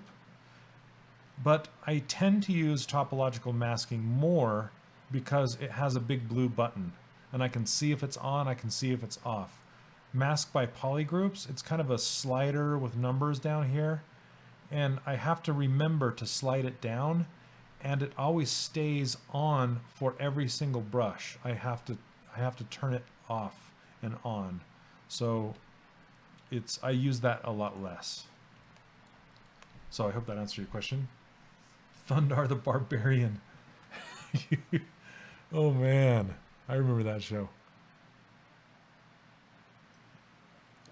Oh, there's a guy in my course making Panthro, and he's doing it's based off of Cheeks, Sean Galloway's Panthro, and it's looking so good. I can't wait till that thing's done. It's looking awesome. New Cars 3 movie. Let's see. I only know a handful of people at Pixar. Like, I know some riggers over there, not necessarily some modelers. There's a sculptor over there. His name is Jerome Ramft, and he is incredible.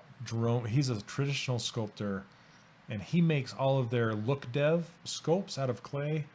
And he was Joe. Well, he is Joe Ramft's brother. Joe Ramft this is a little bit of side trivia for you guys, okay? So Joe and Jerome, they used to have a moving company before they worked at Pixar. I think Joe is a storyboard artist and a storyteller. And he was one of the brain trust that started Pixar. And he passed away after Bug's Life. I'm trying to remember the timing, but yeah, he was in a horrible car accident in San Francisco. But his brother, Jerome Ramft, he is the sculptor look dev guy at Pixar now. But the really cool trivia thing is, if you guys have seen Coraline, a lot of the people from Leica, they know Joe and his brother Jerome. And if you watch Coraline, at the very, very beginning, Coraline moves into this new neighborhood. Well, the moving truck is called Ramft Brothers Moving. and they're caricatures of Joe and Jerome. And it's super cool. So go back and watch it, and you'll see Joe and Jerome. It's awesome, awesome trivia stuff. So there's the sideline, little Pixar history, and I have yet to meet Jerome. I would really love to meet that guy.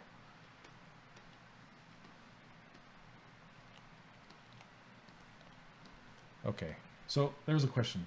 Why do IMMs stick together when they touch?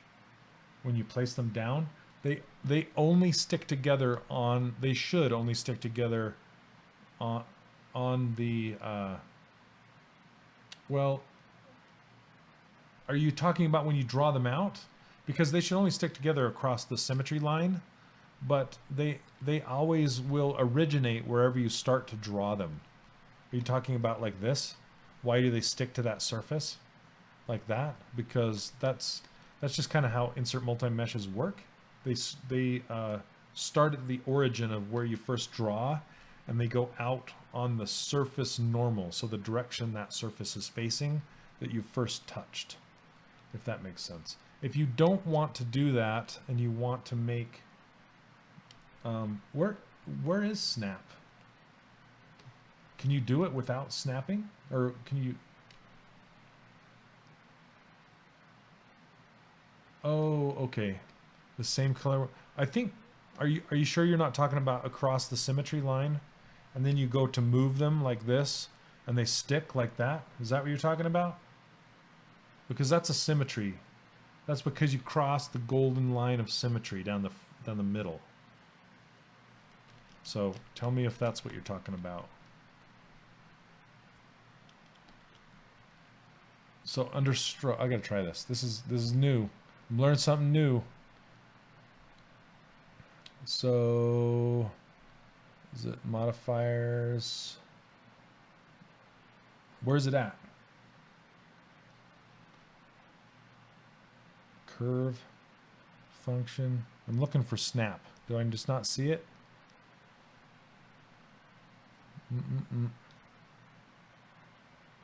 Huh.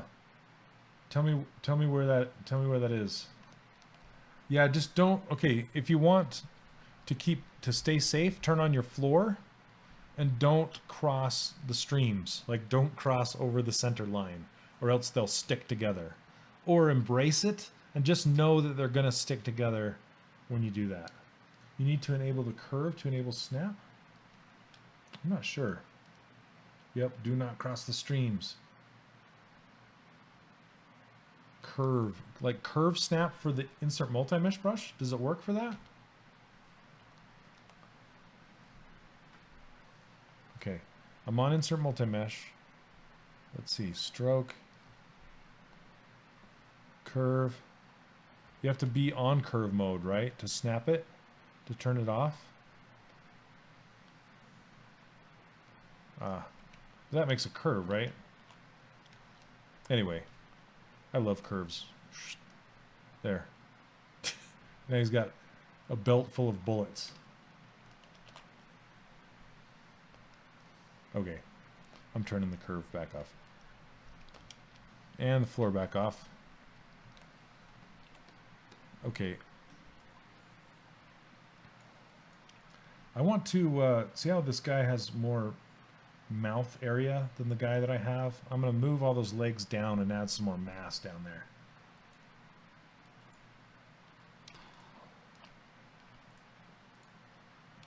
This is going to be a busy week, you guys. Busy week. I've got my daughter's birthday tomorrow and E3 all week. And then Tuesday is the Pixologic reveal of 4R8. I cannot wait.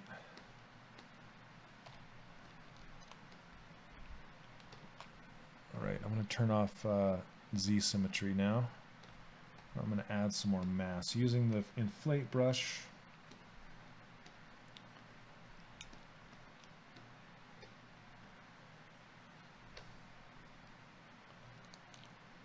Powdered wig? What was that in reference to? Is that a cartoon?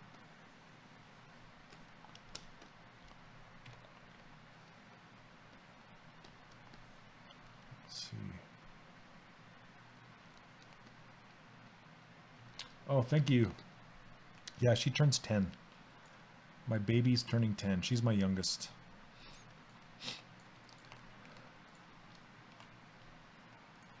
See how I'm not crossing the streams in this? Because I'm trying not to let them touch in the center. And here's a way to fix that if you do. So say if you accidentally cross, let me see. Let me inflate this like this, right? I'm like, oops, I accidentally crossed. So now if I try to move them with the transpose line, it's going to streak like that. So how to fix it is just come in here and smooth it down. And you can use the Smart Smooth and just smooth it right away out of the center line. And now the problem is gone. No more streaky mess.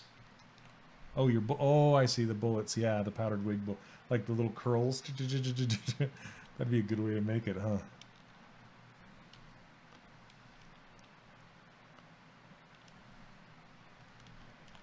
So hopefully you can go back and fix whatever your problem you were having with that, right? Yep, just smooth it away. Just get away. Stop crossing the streams. But if you accidentally Dynamesh with the thing streaked, there's kind of no backing out of that. So yeah, Smart Smooth. I think I bring up Smart Smooth in every stream, which is good because people need to know it. I actually use Smart Smooth more than I use regular smooth. And Paul Gabry calls it Smart Smooth, so he kind of coined the term. But essentially, it's an alternate smooth. And usually, anything alternate inside of ZBrush, you actually use the Alt key to make it function. But with smooth, it's weird. I kind of wish they would let you hold down Alt while you're doing smooth. But basically, you start smoothing. So this is what regular smooth does, okay? You can see it doing its magic. That's regular smooth. But if I start smoothing and I let go of shift while I'm smoothing, that is Smart Smooth right there. See how it keeps the volume better and it spreads the vertices out across the surface better? So instead of smoothing it and contracting it in like this, it actually spreads the stuff out and keeps the volume. So Smart Smooth, I almost use that more than regular smooth. So there you go. That is it. Okay. Now I'll take and pose this guy completely once she is posed eventually, but I just want to get his normal shapes all in there and ready to go. Smart. Blame Paul. That's his thing. Alternate algorithm smoothing. Alternate. Something like that. I don't know. Another way of smoothing. I want to pull this way down. So when I do hook all these in, these I'm going to treat kind of like fingers. When you always call it polish. Well, polish is the polish brush, right? Polish, but yeah, you can polish with it. It's pretty nice. So I usually treat if I do tentacles and stuff like that, not that I sculpt tentacles all the time, but I try not to make the fingers come right together when they touch the hand. I always leave a space. So I usually leave the hand, the palm, a shape, and then I bring the finger as a shape into that palm, and then you can still see the palm shape between the fingers. And the only place I have that going on right now is right here in the middle. So I want to do that all around, but this is too tight in here. So I need to make more volume, like on the head. I need to add more volume. Can you color pick with that photo inside ZBrush? Is it Spotlight? Yes. Okay, but there's a rule to it. And you have to have the ring showing. As long as the ring is showing, it is Spotlight. And as long as the ring is showing, you can use the letter C on your keyboard to pick colors. So watch this color over here. You don't have to tap down on it. You can just hover over the colors. And watch this color swatch as I roll over the image. See it changing? That's how you can pick colors off the image. But you have to have the ring showing. So if the ring is not showing and you try to pick a color, see how it turned gray? Because it's picking this background color. So that's how you know that that's how you get it to work. Yep, no problem. It's a beautiful thing. Very beautiful thing. I use it all the time. So I'm making his, I'm just kind of guessing, making his body. Reminds me of one of those, do you ever have those kind of squishy octopi, whatever you call them, those toys you throw against the wall and they'd like crawl down? I think it was an 80s toy, something like that. But I used to have one of those when I was a kid. Sticky, crawly octopus. Okay, so I'm going to start to smooth these down away from each other. Turn up the intensity. Wacky wall crawlers. There's Matt again with the... And my mom would hate it because they'd leave a sticky trail down the wall. Don't use those. Take them outside. Ah, the 80s. Okay. So I need to shrink this. Oh, high CPU. I'm sorry if I lag a little bit.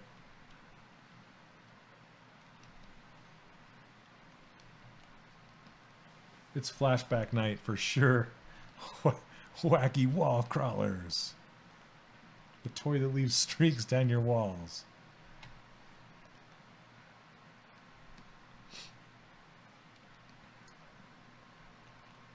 See you on Tuesday. Thank you very much. Are you taking off? Or are you just saying happy birthday? I will let her know.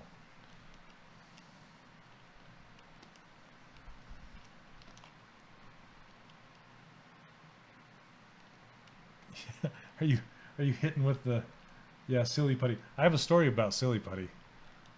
To not try at home. Oh, I don't know. Why doesn't anybody make that? Maybe because it was ruining things and kids would eat it, you know? If they could put it in their mouth and eat it and it was harmful, maybe that's why. Too many lawsuits or something. I don't know. Okay, so I'm just trying to get some space between each one of these, so when I Dynamesh them down, it doesn't, they don't merge together. Because if they're too close and you Dynamesh them, they'll just mold together. Do they still make them? No way. That's awesome. So the story about silly putty. When I was a kid, I grew up in a small town. And we're in Utah here, and we're in kind of a desert climate here in Utah, and there are snakes and lizards and scorpions around. Well, my friends and I, we would go. There was these sandstone cliffs by my house, and we'd go climb on the cliffs as little kids, and it's pretty crazy what you used to do back in the 80s. No seatbelts. Climbing cliffs, all sorts of crazy stuff. So we would go hunt scorpions, and we would lift rocks and go find scorpions. They were kind of yellowish, tannish color, and we would catch them, and then we'd feed them grasshoppers, and they would sting the grasshoppers and eat them. It was pretty fun to watch. But we would also take... Don't try this at home. Completely stupid. Dumb kids trying dumb stuff. But we would take the silly putty and we would form it into the shape of a finger, and then we would tap the back of the scorpion and it would go into the silly putty, and then we squeeze the poison out. It was yeah, don't do that. Don't do that, kids. It was the stuff you do when you're a kid, you know, crazy stuff. What you guys are pulling off comics. I was poking scorpions with my silly putty. Okay, I need to get more geometry on this head. Yeah, thanks. Thank you, thank you. I did some dumb stuff. Okay, I just split hidden because I want to add some more geometry to this. One more level, then delete lower. There we go. Oh.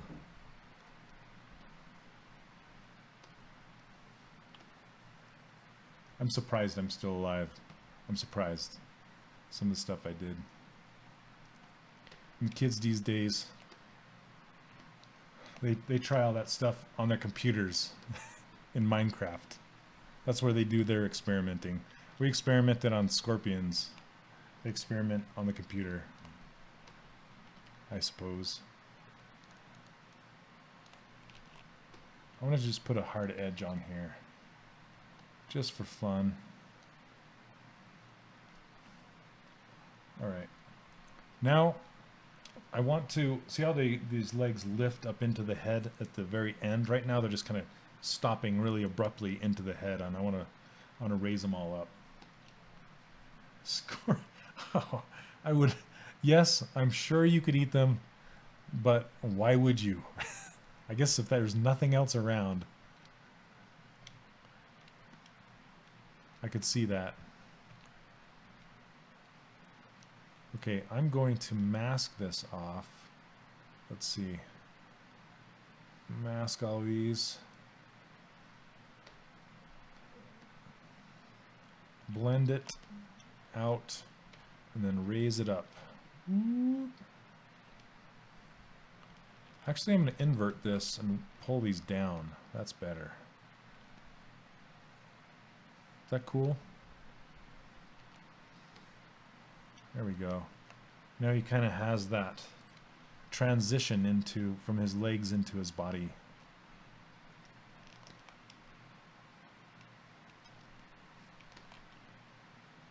I keep making my CPU ping. Oh man, look at these ears. I shouldn't have masked the ears off. Ears or breathers or whatever they're called. Let's do that again. Let's mask those guys off before I pull them up. You're Chinese. Oh I'm just going to leave that alone. I'm going to leave it alone. I'm not even going to touch it. Oh man, that's hilarious though. Hilarious.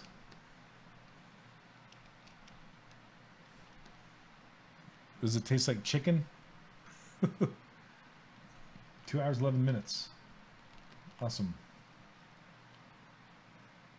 Critters or short circuit. How about Howard the Duck? Did you see him in Guardians of the Galaxy? Howard the Duck? Oh man. Bring him back. Frog legs taste like I wonder if scorpions taste like chicken. Dip them in barbecue sauce. Chicken. Alright. I'm going to mess with this head a little bit. A lot of times when I'm sculpting, I go after the feel of something, right? And looking at this guy, my guy, right? And looking at this guy, they don't feel like the same guy.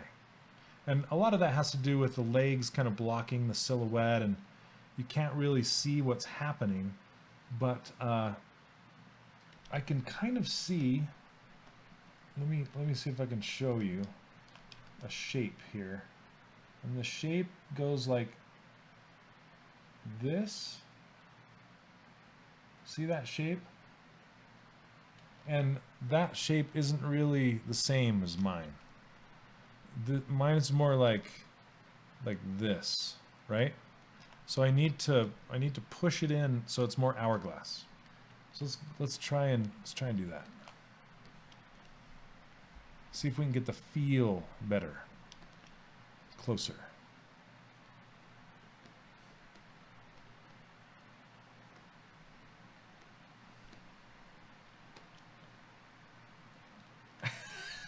Are you talking to Howard the Duck? No, should never. That's true. That is so true. Don't watch Howard the Duck alone as a kid.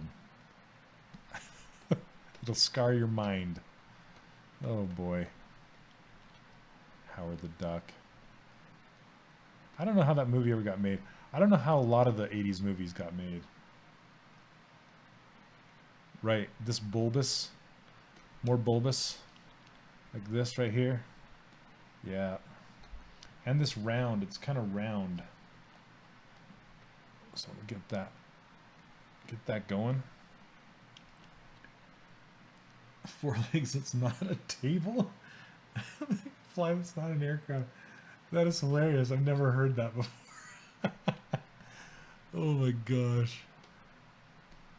Or if it's not nailed to the floor or something, I don't know. Man.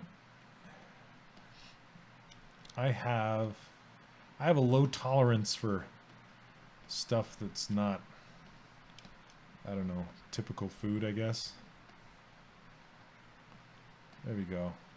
There we go. All of a sudden he's feeling better. But I want this in between his eyes. It's pretty flat. I mean, it's round, but it's not like this. So I'm going to pull his eyes out more and then push them into his head more. So then I can flatten out that nose and it won't make that big of a difference as far as, but I do draw the line at cats and dogs. Well, at least there's that. The dog eating festivals. Oh, man.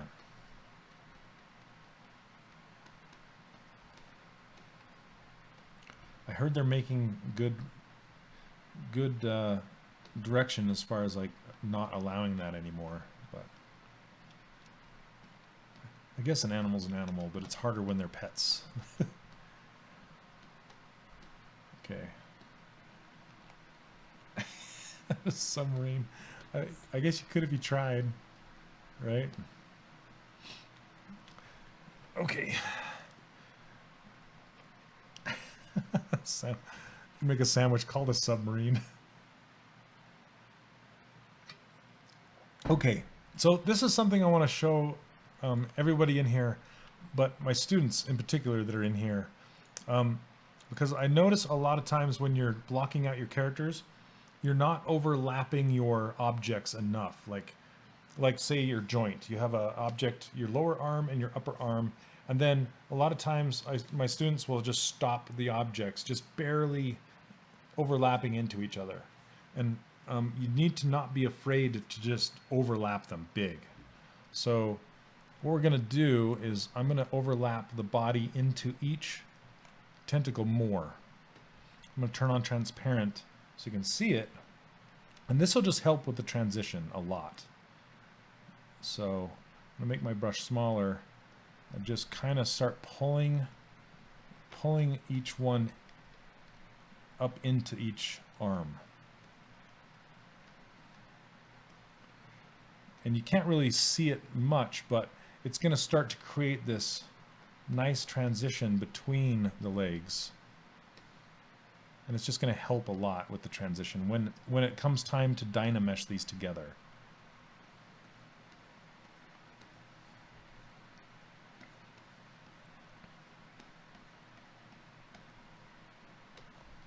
I feel like I'm going to sneeze. Oof. Oh, the miniature making, I gotta look at this. Oh, nice. That's super cool. Very good job. Highly detailed. Man, I would love to get into that someday. Yes, I do have I teach online classes. Well, I have a online course that I have students in, and I opened it a couple weeks ago, and then I closed it down because I didn't want to get too many students in there, which I have quite a few, before I open it up again. But I'm going to be opening it up again later in the year. I'm not quite sure yet. I'm just kind of working out the bugs. Like right now I'm not getting all my support emails, and I don't know why, and so I need to figure that out. I'm just coming back and inflating these.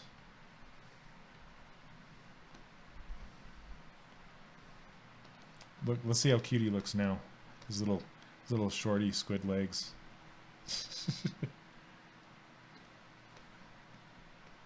Yeah, it's super nice. I love that miniature. It's great.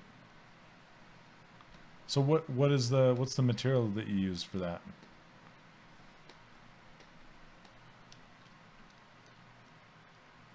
Also, Frosty Dog, you can go to 3dcharacterworkshop.com and download my user interface that you see here, and these brushes across the bottom, and my ruler file, which comes with this ruler here that will help you with scale, going back and forth between Maya, and it'll help you with 3D printing and different.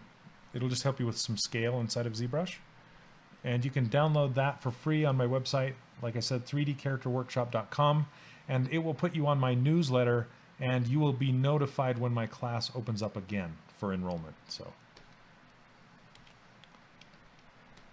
I would love to have you guys in there.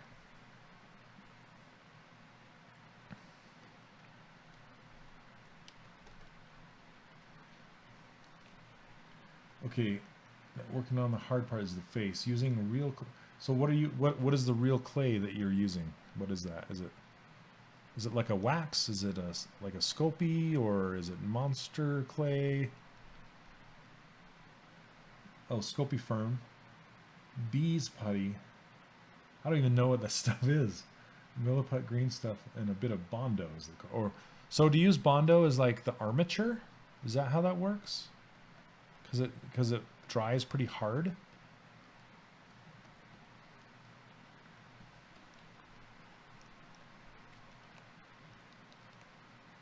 On Pluralsight.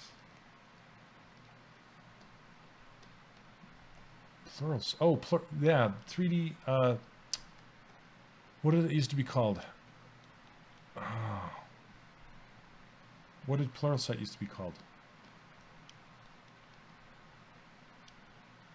I'm trying to remember. Why am I drawing a blank? Digital Tutors, thank you. Digital Tutors, yes. I've done a handful of tutorials on Digital Tutors. I did those a long time ago, but thank you very much. That's when I first got started into doing online tutorials, and then I kind of went from there. And I figured I could go bigger with them, so so I am, and it's working out. The students are liking it a lot. I'm liking it a lot. Okay, so does that kind of give you a better idea? You can see how the transitions are working a little better. And then when I Dynamesh these together, it'll really give a nice transition, and I can just smooth these right out, and then it'll look like this when it's done. I'm gonna actually make sure I'm on the head, and I want to fill this up a little bit more.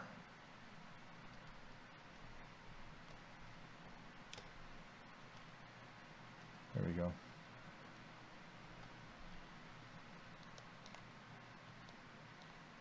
The hardness, so you can do some keying before you start. Ah, interesting, interesting.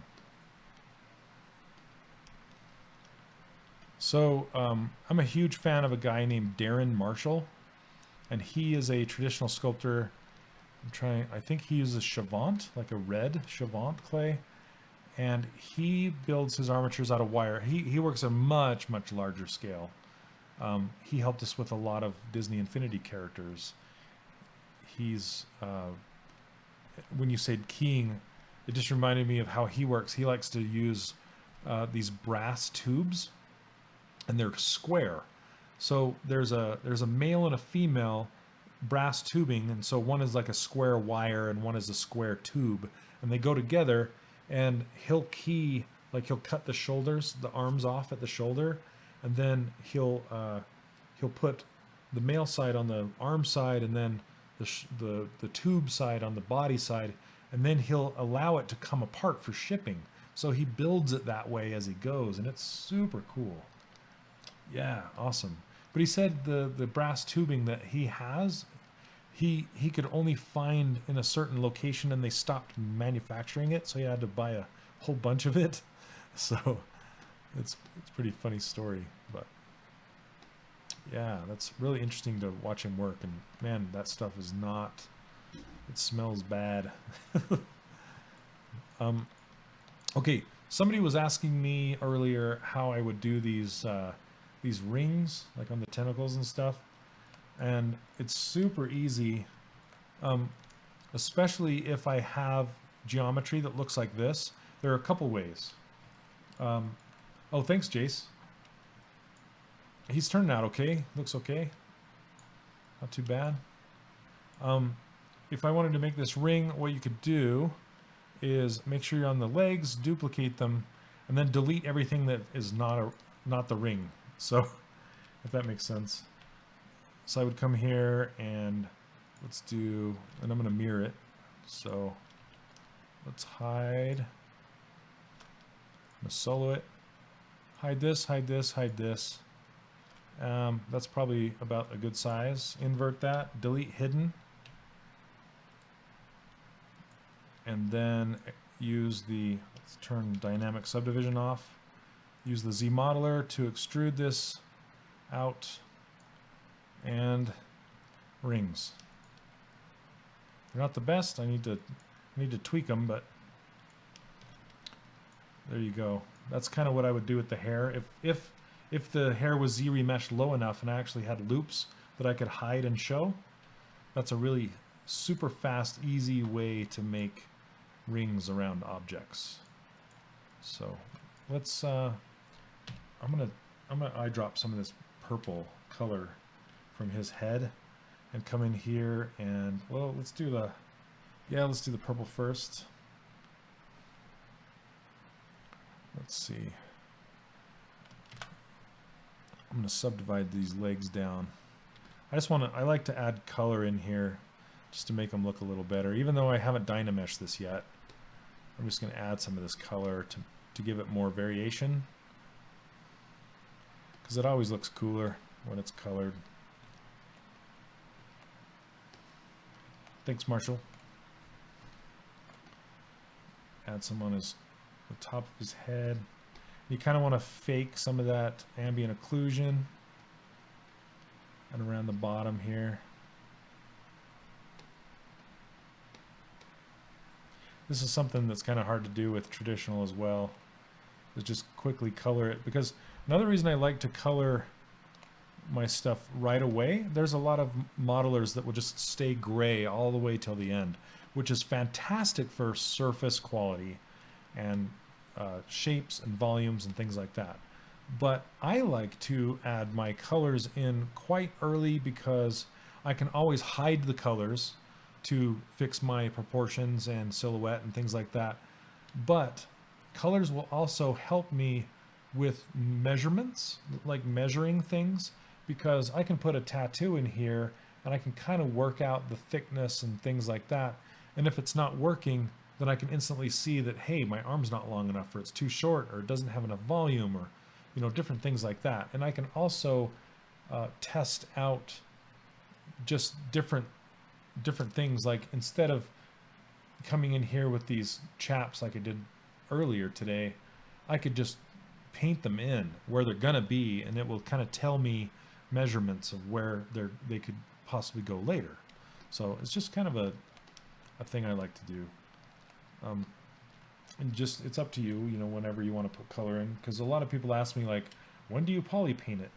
Well, the answer is when you want. So whenever you feel like you should paint it is when you should do it. I'm gonna actually take this lighter, just lightly bring it up.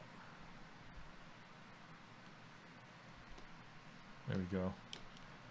Yay. And I don't have enough geometry on this head to actually do these little highlights and things,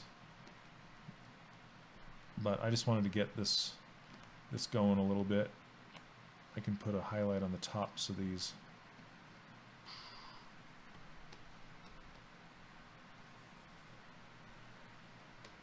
Just to add a little bit more volume and stuff. So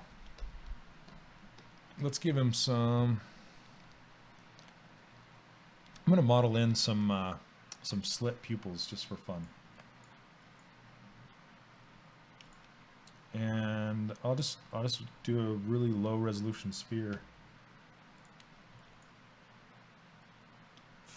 Pink.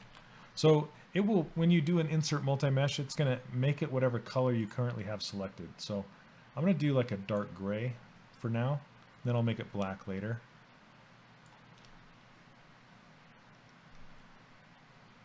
Okay, and they're kind of like cat eyes on here. So I'm going to rotate this.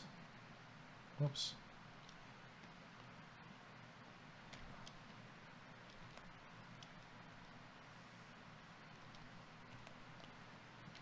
Made them too big. I'm going to scale them down. And then push them into the eye. See, they already have the radius. It's going to match the radius of the eye, which is nice.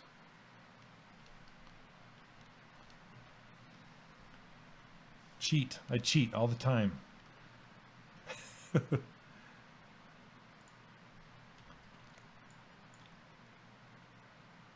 Rotate them a little bit and fill them with black. I just had them filled with dark gray so I could see them better. And clear the mask, and there you go. Good times.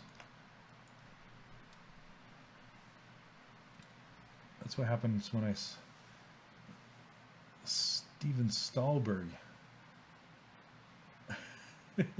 I love Steven Stallberg stuff, by the way. Yeah, if it works in sculpting, it's not cheating. True.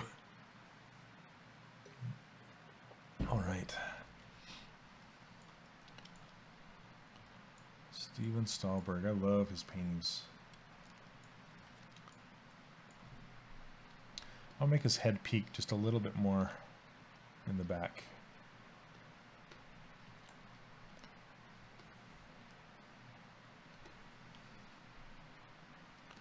Okay. Let's color these bands. You guys got quiet all of a sudden. We're going to talk about more 80s nostalgia. What were your favorite commercials?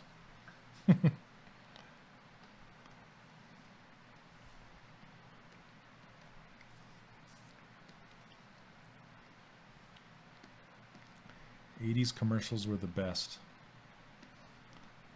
Remember the Snoopy toothbrush?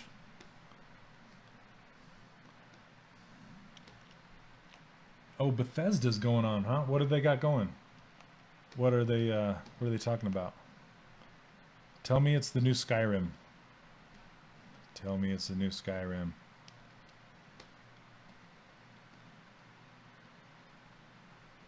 Or Fallout. I'm kind of tired of Fallout. They need another Skyrim. DJ album cover. Ah, yeah.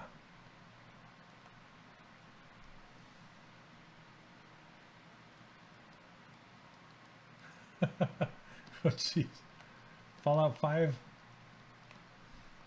What is it? Jace? Man, they're kind of running pretty late. I guess it starts tomorrow. But Skyrim on Nintendo Switch? I picture that that Price is Right. It's like, I don't want Skyrim on Nintendo. I want a new Skyrim. I've already played that Skyrim. I want a new... not Skyrim, but... What's the whole series called? Like Morrowind and Elder Scrolls. I want a new Elder Scrolls game. Oh, that's fine. That's fine. That's fine. I'm not 100% entertaining all the time. And actually, I like listening to streamers while I'm working and not paying 100% attention. So I hear you. Okay, I'm gonna crease these.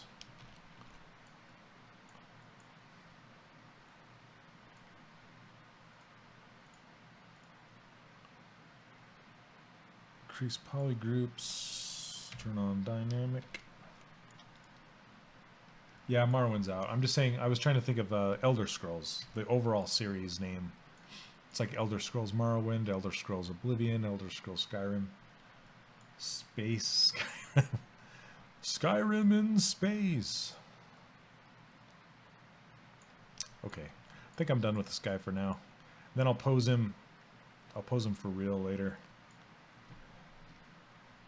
I do want to fatten up these tentacles as they go into his body, though. Just a little bit more.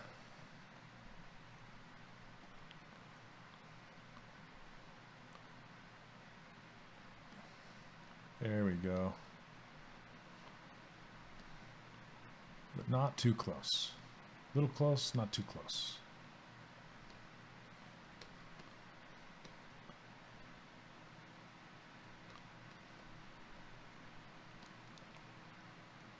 Nazi game? Really? Nazi game. What's... No.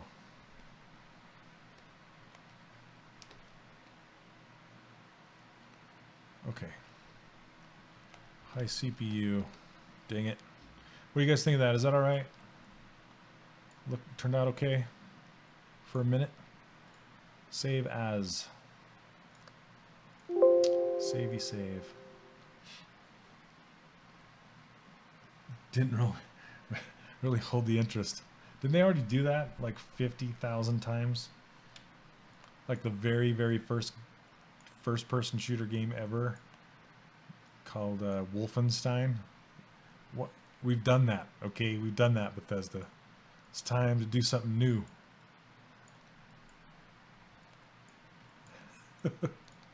Jeez.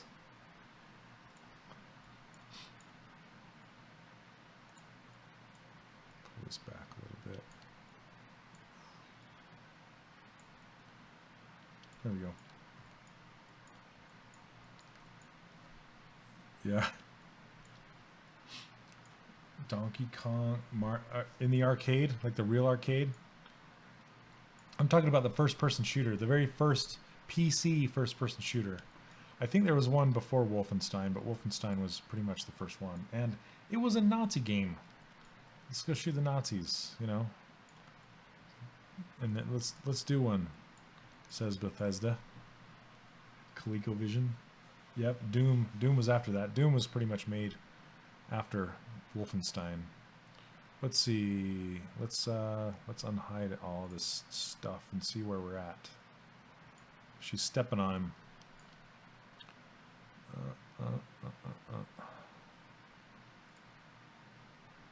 Okay, I saved it. I'm going to merge all these together because I want to shrink them down. Are they doing Wolfenstein? Is it called Wolfenstein? So they're just upgrading that. That's actually a good game. The new Wolfensteins are actually pretty good.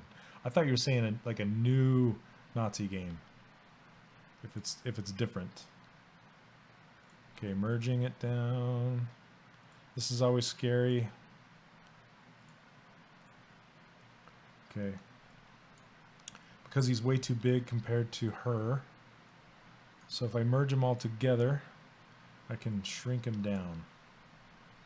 And I can do that right here with size. And if he is still on the center of the world, then size will just shrink him down on 0, 0 of the world.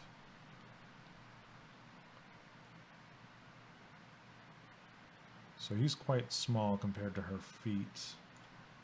I'm going to raise him up.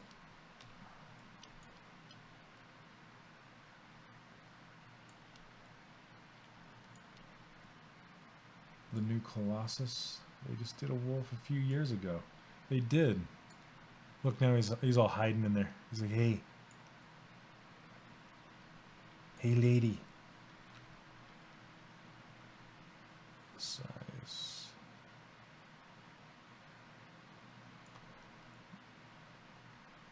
Okay. What time are we looking at?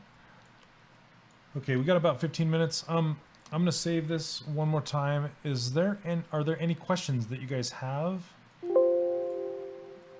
about any ZBrush related questions that I could answer? that you're stuck on, or thanks, Jace.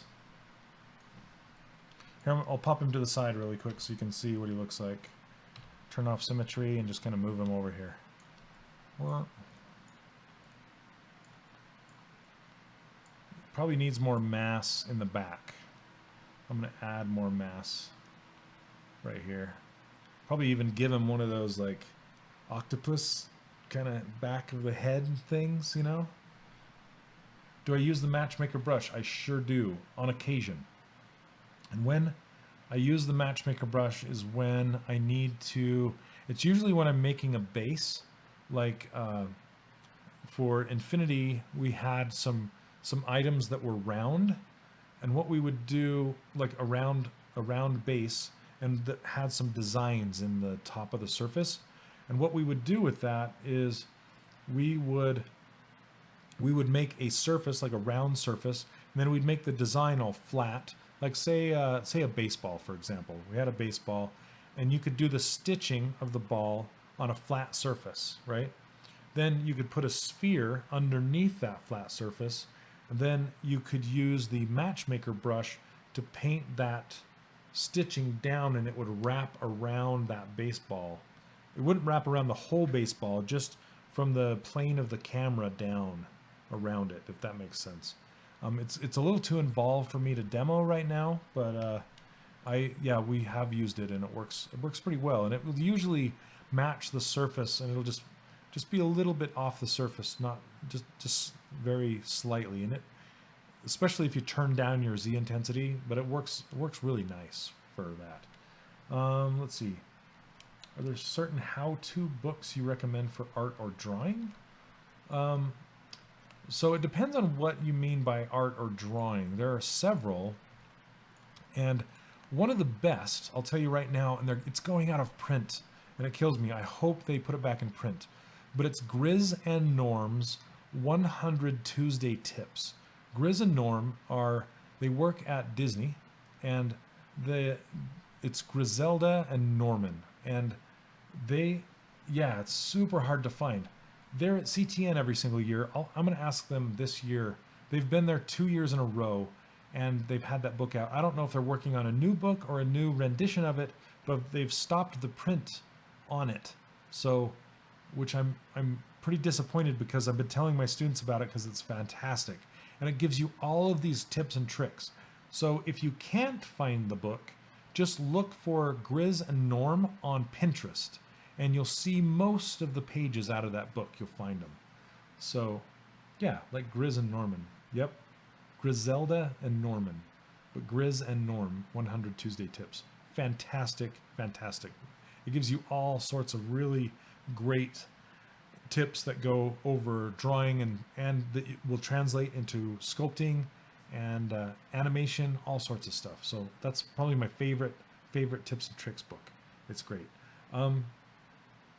Then if you want to learn anatomy, it just depends on what you want to do, but I recommend like online with Proco. He does really good anatomy stuff. And I don't know. I don't really pick up art books too much anymore, because everything is online, and you can just kind of learn everything. I'm trying to think of any more. But what's a better... So, ZBY, that's funny you ask that, because that is my Module 1, Lesson 1 of my course. I talk about that exact thing. And it is best, in my opinion, to save a ZTool. Yeah, I do too. You know what? I'm going to mention that to them. That's a really good idea. They should... it's already out there anyway. They might as well make it an ebook. But anyway... and I'm going to tell you why saving a ZTool over a ZProject, in my opinion, is better. A ZProject will save everything. It will save all of your tools. So if you have multiple tools loaded up in here, it's going to save them all. And it will save all of your brush settings, and it will save your history if you have that checked. So in the end, your files can get gigantic, just enormous. And when you have quick save set up, right here, quick save, it will save projects, and they can get gigantic. So I recommend saving ZTools, and what I do every single session is I will open up my ruler file, because my ruler file is a ZProject. And what that'll do is that will reset my whole ZBrush. It will color the background the way I want it. It'll bring in my ruler. It'll bring in my starting sphere. So it looks like this. So if I hit project right here, my ruler's right here. And I will double click on this, and then it'll load up my ruler, and it'll look just like this with the floor turned on. This is the floor. And then you'll see it has a sphere in here that is set to dynamic subdivision. This will actually be white. It sets this to white. It sets this to skin shade 4. It's kind of like a reset. This is the only thing I use projects for. Okay. Then I select the sphere, and after I select the sphere, then I hit load tool. And if I load tool, then I can I load in whichever tool that I'm working on. I'll do my work, and then I'll save it as a tool right here. So load a tool, save a tool. Never save a project, unless, I mean, I just can't recommend it because they're too big, if that makes sense. So there's your answer. You get Japanese how-to books. The Japanese how-to books are so good. I don't have any of the books personally, but I have pages out of them on Pinterest, and the way they describe anatomy and things like that are just super clear. And you don't need, there's no language barrier because it's all visual. If you look up Shane Olson on Pinterest, you'll see my boards, and you'll see anatomy. I have a whole bunch of pages from Japanese books in there, and they help so much. But yeah, I hope that answers your question. ZBY, I don't know how to say your name, but there you go. Let's see. Do you guys, let's see. Since it is, let's see, 10:49. Since that guy is released, I got permission to kind of show the guy that I did for Playful. If you guys want to see him, I can load him up really quick.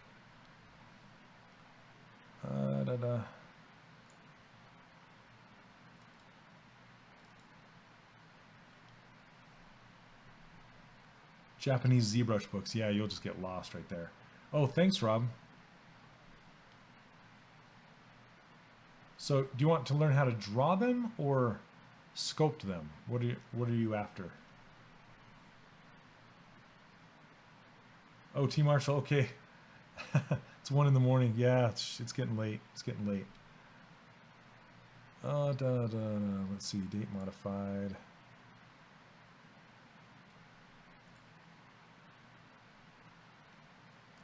$420. Okay, I'm not sure what this is going to look like. Yeah, drawing. You could look up. Gosh.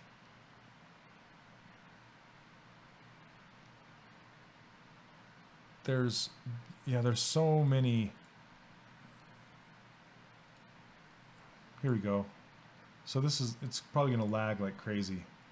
But this is the guy from Playful. It looks like I have some low resolution meshes in here, like his robe, the white showing through. There we go. Let me hide that. So this was the final mesh for that. He's so awesome. That game's great. And his eyes are shut, of course, in his mouth. But anyway, thought I'd show you guys that. Yay, thank you. The wireframe? No, that's not, he's not a wireframe ready model. He's not the game model. That's the high resolution sculpt in ZBrush. So if you're trolling me, anyway. Oh, thanks. Yeah, it's really fun to see him. Sorry, Hired Gun. There was another guy earlier on in the stream that was like, "Can I see your wireframes?" You know, yeah, I make the wireframe for the character for the game model in another program. I retopologize on top of it, and I redo the wireframe, and then I transfer all the maps. And I do cover all that in my course, how to do that with that I'll be opening up later. That's what I was saying. So one last pitch for my course. If you go to 3dcharacterworkshop.com, you can get my user interface, my brushes, my ruler file that I was just talking about, and then you'll be on my newsletter, and I will send you an email when the course will be opening up again, so you'll know. And then do not forget to watch Tuesday, huge Pixologic event. They're going to talk about ZBrush 4R8, and they're going to be giving away all sorts of prizes. And it starts at noon Pacific time, noon. So I guess that's 1 o'clock my time. Is that 1 o'clock my time, or is it 11 o'clock? Yeah, it's 1 o'clock. I can't keep that straight. Anyway, I cannot wait. There are some super cool things coming in ZBrush 4R8. Yes, here on Twitch, on Pixologic's Twitch channel. And you can see the information on ZBrush Central. There's a link to it on the top row. It kind of looks like a cloth hanging over the ZBrush logo. I want to think that they're hinting at some cloth sim stuff, which would be awesome. I don't know. This is just me wishing and hoping and dreaming. Yes, they're going to be talking about 4R8. What I'm excited about for 4R8 the most is non-destructive booleans. That is awesome. That is so cool. They might talk about ZBrush 5, I'm not sure, but right now they're just talking about the next point release, which is 4R8. Well, if they don't give a release date, I'm going to be disappointed. They better. The gizmo is cool. Don't get me wrong, the gizmo is cool, but I don't have a problem with the transpose tool. So the gizmo is just an extra bling bling cool thing for me. Another thing is let me do a new. I'm going to show you something that they're going to have in ZBrush 4R8. Let me hide this ruler, and I'm going to subdivide this sphere, and I'm going to show you something that they fixed in 4R8 that I can't wait for. So dynamic, apply, divide this up. Okay, so you'll notice that if I cut a line in here, let me turn on ZBrush gray so you can see it better. Okay, so if I cut a line in here like this, right, looks pretty nice. But if I cross the stream, if I cross the line like this, look what happens. Wait a minute, this is actually working. Sorry, let me do it again and then do it again. There we go. Okay, see that? See that mess? Yeah, they fixed that. So you can set you can change a setting that will keep it on the same line so it actually looks like this when you cross it. So this works with one solid stroke, but if I want to go over it again, then it just messes up. But with 4R8 they fixed that, so you can do as many continuous strokes as you want and it won't break that crossing the line. So all you want is the gizmo. Oh man, you guys and you poly modelers coming in from Maya. All I want, that's where the project came from. I just want to hit Control S and save my file, and I want to save all my brush settings. You know, that was a request from the Maya people. You know, they're just like, I don't want to save a ZTool, that's so weird. I want to save a project. Well, you know. So just use it. Just embrace what they have. Embrace the transpose tool. It's so good. It's so good. But yes, they're bringing on the gizmo, and they've done a fantastic job with the gizmo. It's so cool. And you can customize it. You can make your own gizmo. I don't know how in the world you can make your own gizmo, but I love to tweak things. Obviously, I've tweaked this interface for years and years, so I'm sure I'll be, yeah, the gizmo is in core. Absolutely, yep. Where do you get these extra brushes that aren't in standard ZBrush? Like all of these I made based on brushes that are in there, and I've tweaked, or I've found other places and I've tweaked. Yeah, these are, but you can get them, like I said, on my website, 3dcharacterworkshop.com. I give them away for free, so you can get them there. Let's see.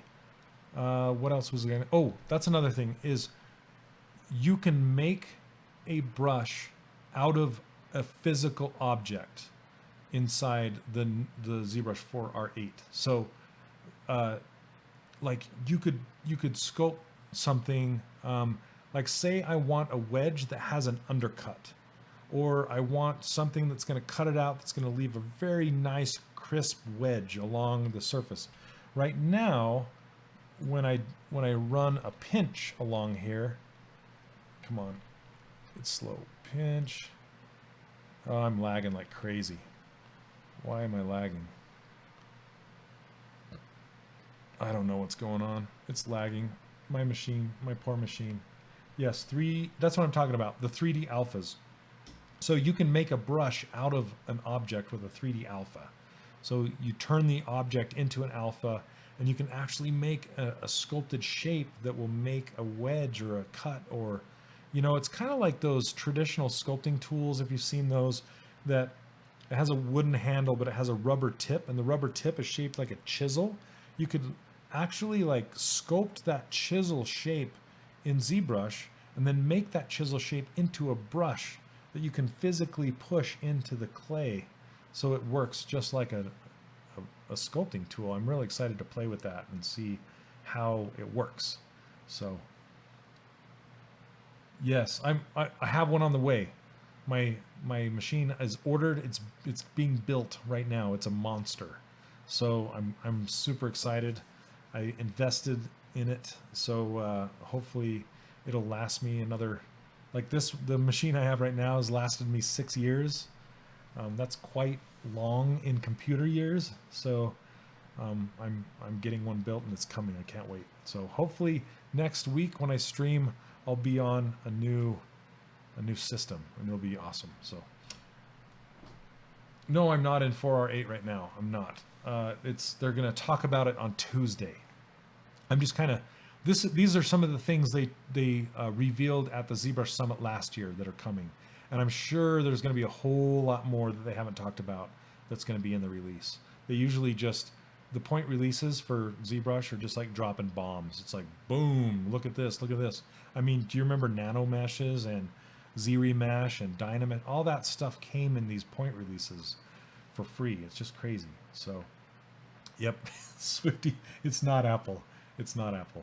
So I'm going to be streaming. I was going to stream on Mondays, but it's just not going to work. I get too busy on Mondays. I was going to stream earlier for the people in like Europe and other countries, and it's just not going to work out. Sunday night is the best for me. So I'm just going to stick to Sunday nights at the same time. So I kind of have a show going. I like it. I was thinking about mixing it up. That's why I missed last week. Sorry about that if any of you guys showed up.